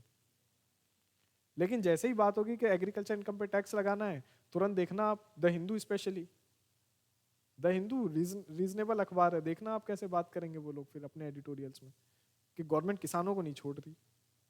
क्यों छोड़ दें अमीर किसानों को? ये मुद्दा है ना ये तो। चलो चलो, particular nutrients will B exhaust. अब मोनोकल्चर से क्या होता है, जैसे बहुत डिफरेंट 12-15 टाइप के न्यूट्रिएंट्स होते हैं सॉइल में, है ना, मैक्रो न्यूट्रिएंट्स, माइक्रो न्यूट्रिएंट्स। तो ये सारे न्यूट्रिएंट्स जो हैं राइस, अगर आप सिर्फ राइस और वीट ही ग्रो कर रहे हो, तो जो राइस और वीट में जो न्यूट्रिएंट्स लगते हैं वो लग जाएंगे, बाकी न्यूट्रिएंट्स ऐसे ही रह जाएंगे। तो फिर जो, समझ रहे हो ना, एक पर्टिकुलर न्यूट्रिएंट डिफिशियंसी हो जाएगी। सारे न्यूट्रिएंट्स को यूटिलाइज भी नहीं कर पा रहे हो, कुछ न्यूट्रिएंट को हमेशा बार बार यूटिलाइज करो, तो वो न्यूट्रिएंट्स सॉइल में कम हो गए, बाकी न्यूट्रिएंट्स, न्यूट्रिएंट डिफिशियंसी। किसका? मोनोकल्चर मतलब आप, अब आपको पता है कि राइस और वीट यही उगाना है, मुझे और कुछ नहीं उगाना है क्योंकि सरकार इस पे मेरे को MSP दे रही। तो मैं सिर्फ क्या कर रहा हूँ, राइस और वीट, राइस और वीट, राइस और वीट। अब राइस और वीट, हर crop different different nutritions absorb करता है फ्रॉम सॉइल। सॉइल में 12-15 टाइप के न्यूट्रिएंट्स होते हैं, मैक्रो और माइक्रो मिला के। तो राइस और वीट पूरे 12-15 न्यूट्रिएंट्स नहीं एब्जॉर्ब करती, मान लो उसमें से 4 करती है, तो वो 4 न्यूट्रिएंट तो सॉइल में से खत्म हो जाएंगे। एक्स्ट्रा ऊपर से फर्टिलाइजर डाल रहे हो आप, और बाकी जो 8 न्यूट्रिएंट थे वो वैसे के वैसे पड़े हैं। सारी बात समझ। Particular nutrients will be exhausted, also more vulnerable to pest attack, क्योंकि पेस्ट जो होता है ना वो डेवलप कर जाता है कि इसको तो खा के रहूंगा मैं, ये राइस है, ये अगले साल भी आएगा। अब पेस्ट की एक जनरेशन आपने पेस्टिसाइड मार के किल कर दिया, उसमें से जो पेस्ट बच गए वो अडॉप्ट कर गए, हाँ इम्यून डेवलप हो गया, अडॉप्ट कर गए कि भाई अब आप वो पेस्टिसाइड डाल भी रहो तो भी वो नहीं मर रहे, और उन्होंने फिर अटैक कर दिया एक दिन, बीटी कॉटन। ठीक है, also more vulnerable to pest attack and pest develop immunity with respect to pesticide. अब पेस्टिसाइड डालते रहो वो नहीं, कुछ नहीं हो रहा उनको, है ना। Government announces higher MSP minimum support price for rice before sowing season. अब सोइंग सीजन से पहले गवर्नमेंट अनाउंस कर देती है तो किसान पता है फिर उसको कैसे करना है। Is also a reason for higher production. अब इसमें क्या क्या करते हैं देखो, ग्राउंड वाटर एक्सट्रैक्ट करना है, डीजल से मोटर पंप चलते हुए देखा होगा आपने, डीजल से चलता है, पोल्यूशन। डीजल से आप मोटर चला रहे हो ग्राउंड वाटर एक्सट्रैक्ट करने के लिए, अभी देखना आप, ये यही टाइम है, पता करो, आपको पंजाब हरियाणा में पता चलेगा। लोग रात भर खेत में रहते हैं, क्या करना है, पानी चलाने गए, पैसे पे पानी चलाने रखा जाता है, 700 रुपया दिन का। रात में जाना है 8 बजे 9 बजे, पानी चलेगा रात भर। क्यों रात भर पानी चल रहा है? दिन में दिखेगा ना, वो तो दिख जाएगा कि मोटर चल रही इतनी देर। रात में पानी चलता है सुबह तक पानी चला के लोग 6 बजे पानी चला के आते हैं, पूरा खेत में पानी भर जाता है। जहाँ जहाँ शो करना है, मतलब जहाँ जहाँ पानी की ज़रूरत है पहुँचा दिया आपने। 700 रुपये पर डे बहुत है। तो इतनी डिमांड है पानी चलाने की। ये पानी कौन सा पानी है? ये बारिश का पानी नहीं है, नदी का पानी नहीं है, ग्राउंड वाटर एक्सट्रैक्शन है। मीथेन गैस का मैंने आपको बताया है ना। ये डिस्टर्ब कर रहा है। चलो ठीक है, अब हम आते हैं वीट में। वीट विंटर क्रॉप है, राबी क्रॉप है। 20 डिग्री सेल्सियस इसका आइडियल टेम्परेचर है, और एवरेज देखेंगे तो 16 to 20 होना चाहिए। तो अभी यही पीरियड है 16 to 20 का, कम भी हो जाता है ना। 16 to 20, 16 से 20, ठीक है, ये इसका आइडियल टेम्परेचर है, ideal requirement 16 degree Celsius to 21 degree Celsius, ठीक है, ये आइडियल है ना। उसमें 20 लिखा है ना, वो 16 to 21, ठीक है। रेनफॉल रिक्वायरमेंट कम है, 60 to 70 centimetre rainfall. In India we witness negligible rainfall during this winter season, है ना। नहीं है, रेनफॉल नहीं है। Hence irrigation is necessary for wheat crop. इसलिए जो भी पानी आएगा कहाँ से आएगा? या तो रिवर से, ग्राउंड वाटर से आ सकता है, या फिर आपने ट्यूबवेल बना रखा है, या तो फिर आपने कोई रिवर से कैनाल बना रखी है तो कैनाल इरिगेशन हो जाएगा। इस तरह की चीज़ें कर सकते हैं, है ना। लेकिन बारिश नहीं होगी, ये तय है। वो थोड़ी सी बारिश होती है जनवरी में, है ना, देखो। हाँ, वो भी जब फसल पूरी पकी नहीं है और बारिश हो गई तब तो बेस्ट है। और एक बार फसल पूरी पक गई, है ना, अब बारिश हो गई तो सब फसल खड़ी क्रॉप, स्टैंडिंग क्रॉप देखोगे आप, पूरी खत्म हो गई। हाँ, ठीक है। Native plant of middle east, हालांकि ये आया है, जो आपने पढ़ा होगा ओल्डेस्ट सिविलाइजेशन मेसोपोटामिया, पढ़ा है आपने कुछ ऐसा, मेसोपोटामिया। हाँ हाँ, वहाँ वहाँ से आई है ये सब, ठीक है। मिडल ईस्ट का क्रॉप है ये वीट, हमारे यहाँ का नहीं है, इंडिया का नहीं है। तो सोच लो आप कितने एंटी नेशनल हो, रोज वीट खाते हो। ये वहाँ से आया है, ठीक है। हमारा प्रोडक्शन देखो, वीट वीट के बारे में एक चीज़ समझ लो, वीट का प्रोडक्शन हमारा पहले बहुत कम था। देखा ना आपने, मैंने इसमें बताया ना आपको, जो प्लानिंग पीरियड हम पढ़ रहे थे, वीट का प्रोडक्शन काफ़ी कम था। यूएस से इंपोर्ट करते थे हम, ये नाम से मिलता था, कहीं लिखा होगा शायद नोट्स में, PL480, यूएस भेजता था इस नाम से। PL4 पब्लिक, वहाँ का डोमेस्टिक लॉ है, पब्लिक लॉ 480, उस स्कीम के थ्रू हमको दिया जाता था। कोर्स ग्रेन होता था, मोटा अनाज, जो वहाँ वो जानवरों को खिलाते थे, वो भेजते थे हमको, ठीक है। यूएस, हाँ हाँ, ग्रीन रेवोल्यूशन से पहले। ग्रीन रेवोल्यूशन फिर अब तो हम देखो चूहे खिला रहे हैं, हम चूहे को खिला रहे हैं। तो यूएस हमको देता था, और सिर्फ हमको ही नहीं, वो पुअर एंड डेवलपिंग, वो समझ रहे हो ना, कोल्ड वॉर एरा है, यूएस आगे निकलना चाह रहा है, यूएस और रशिया, यूएसएसआर आगे निकलना चाह रहा है, तो देते थे, बहुत चीपर प्राइस पे देते थे, ठीक है। PL480 scheme.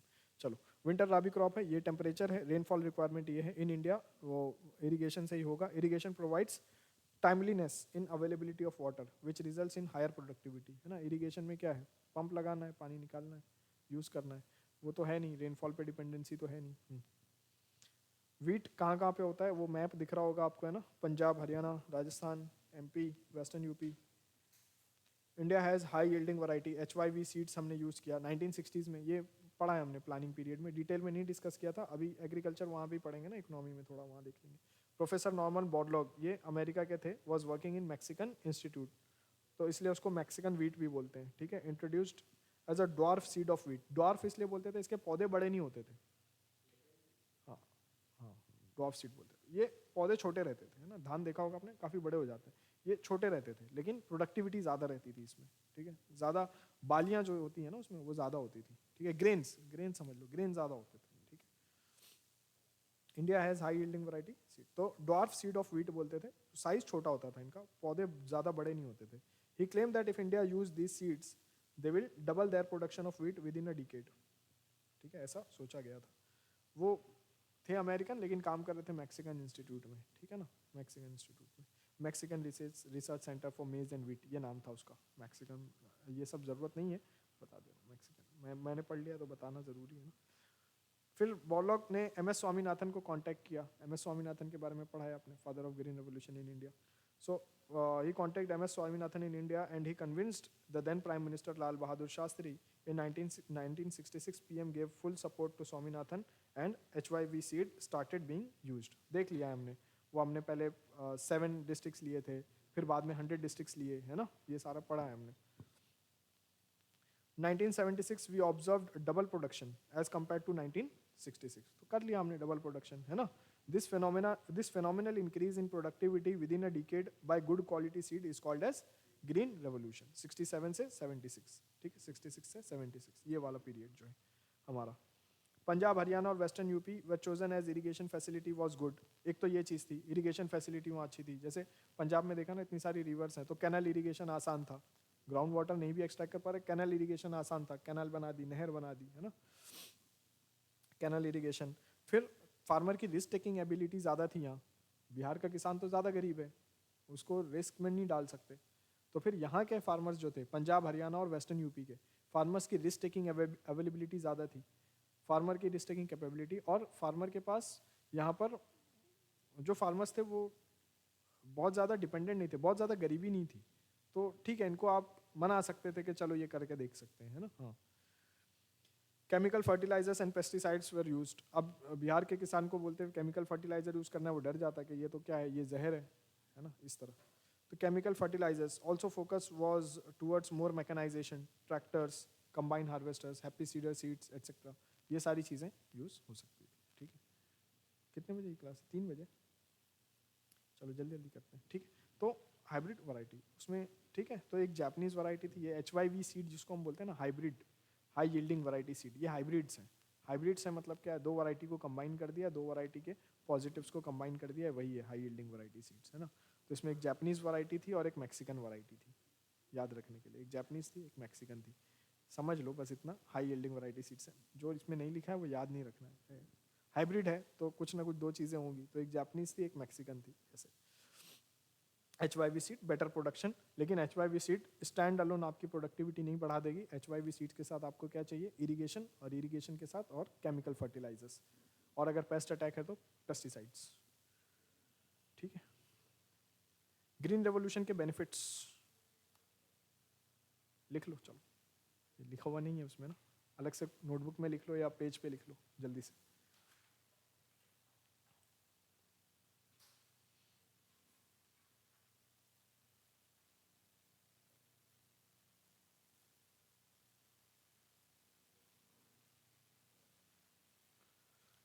तो ये मोस्टली हमारा कल मुझे लगता है ख़त्म हो जाना चाहिए एग्रीकल्चर, है ना, कल हो जाएगा ज्योग्राफी वाइज, फिर हम देखते हैं बाकी क्या।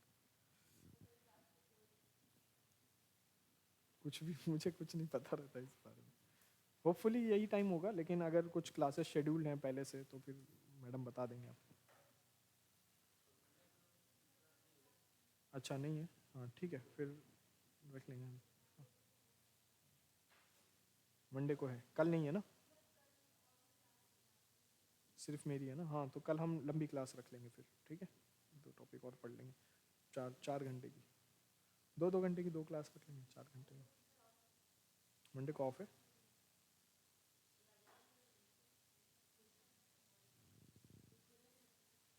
क्यों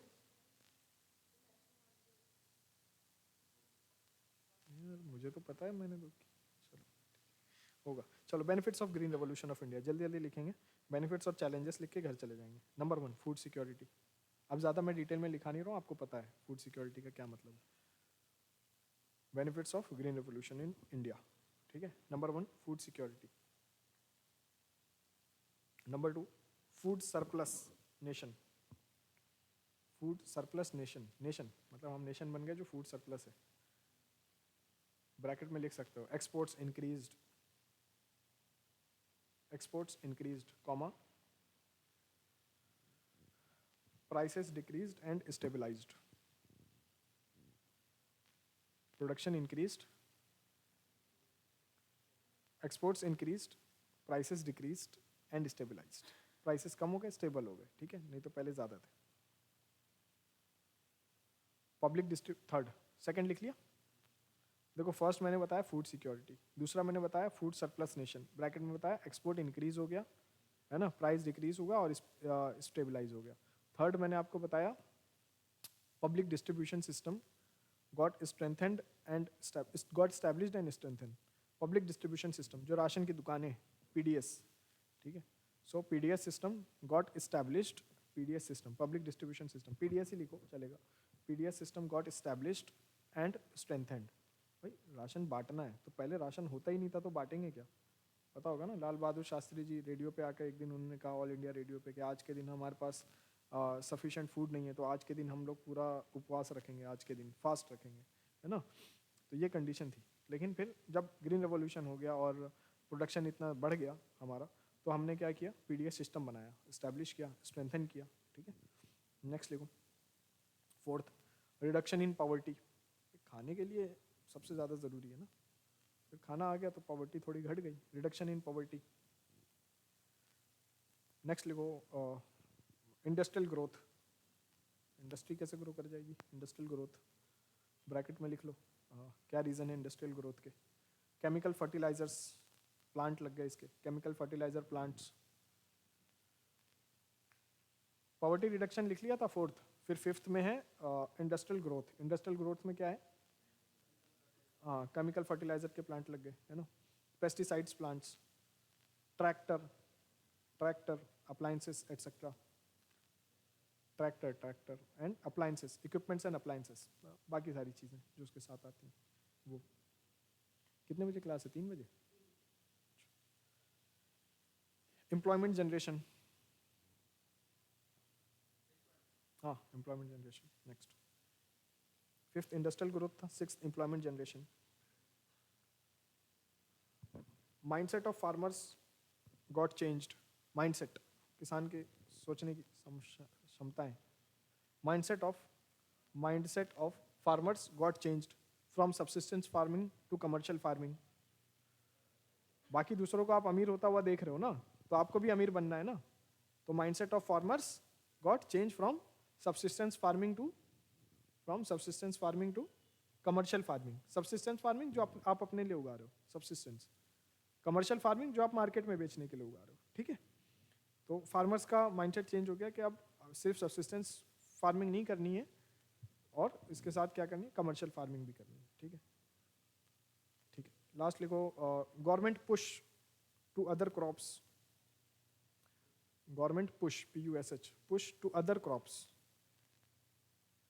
for HYV seeds like rice, क्योंकि राइस पहले वीट का आया था ना, जब वीट में इतना हो गया और इसके इतने एडवांटेज मिले, तो गवर्नमेंट ने पुश किया राइस के लिए भी, government push for other crops like rice, है ना। देखो गवर्नमेंट के पास दो ऑप्शन होते हैं किसी भी पॉलिसी को इम्प्लीमेंट करने के लिए, एक होता है पुश और एक होता है पुल, ठीक है। पुश क्या होता है कि सरकार ने आपको, आप ये करोगे तो आपको फाइन लगेगा, जैसे कोल इंडस्ट्री है, अगर आप कोल बर्न करके इलेक्ट्रिसिटी प्रोड्यूस कर रहे हो तो आपको इतना सेस देना पड़ेगा जो एनवायरमेंटल डिग्रेडेशन को कम करने के लिए यूज़ होगा, ये पुश फैक्टर है, सरकार आपको ढकेल रही है वहाँ से, इधर मत जाओ। और एक होता है pull factor, solar pump use करोगे, सोलार एनर्जी यूज़ करोगे तो ये बेनिफिट सरकार आपको देगी, इंस्टॉलेशन कॉस्ट सब्सिडाइज होंगे, तो ये पुल फैक्टर है। तो एक पुश फैक्टर, एक पुल फैक्टर, ठीक है। किसी भी पॉलिसी को इम्प्लीमेंट करने के लिए ये दोनों चीज़ों का होना ज़रूरी है। समझ में आ गया, ये क्लियर है? अभी इसमें एक वो लिख लो, चैलेंजेस ऑफ ग्रीन रेवोल्यूशन। चलो ग्रीन रेवोल्यूशन तो हो गया, इतने सारे बेनिफिट्स मिल गए, अब इसके चैलेंजेस क्या हैं? Challenges of green revolution, number 1, regional disparity और इम्बैलेंस, है ना, कुछ रीजन अमीर हो गए, Punjab, Haryana, western UP, regional disparity और इम्बैलेंस, रीजनल डिस्पैरिटी और imbalance.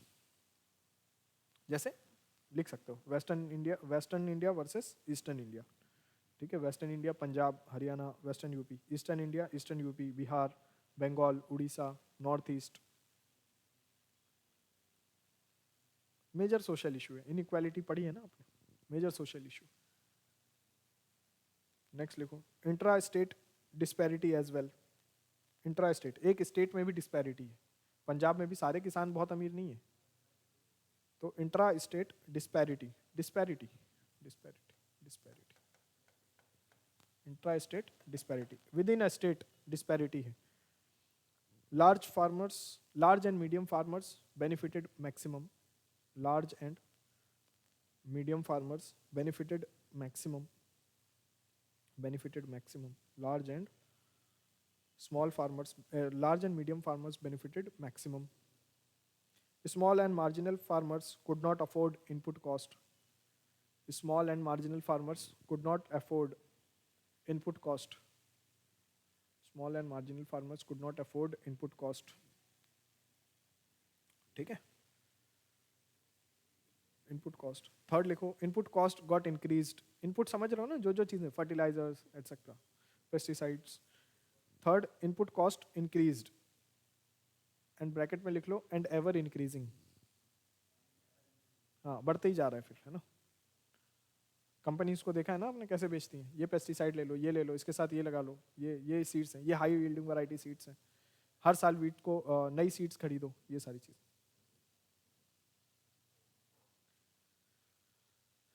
other environmental challenges and other environmental challenges, other environmental challenges। ठीक है, चलो इतना लिख लिया आपने। फिर हाँ, environmental challenges में क्या क्या लिख सकते हैं? वाटर पोल्यूशन लिख लो, जल्दी जल्दी लिखो। Surface water pollution,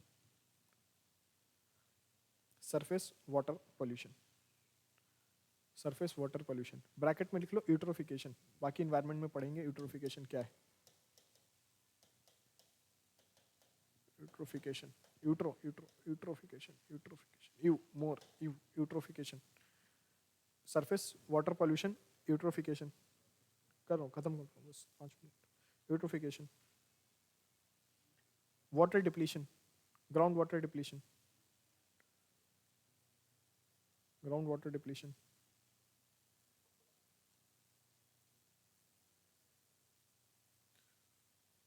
over usage of urea, over usage of urea, fertiliser urea ज़्यादा यूज़ कर दिया, सॉइल की सैलिनिटी बढ़ गई, सॉइल की हेल्थ खराब हो गई। Over usage of urea resulted in soil acidity और रिजल्टिंग इन सॉइल एसिडिटी, अभी भी यूज हो रहा है।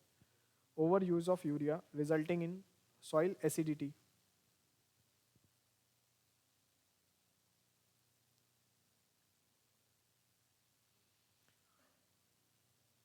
कितने लिखे? 3।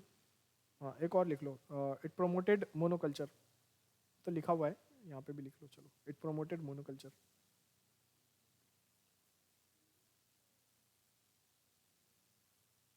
ठीक है, बस इतना यहाँ पे। फिर हम बाकी बच्चे खड़े हैं, फिर बैठेंगे, है ना, नहीं तो फिर वो सीढ़ियों पे बैठते हैं। ठीक है, स्टॉप कर देना।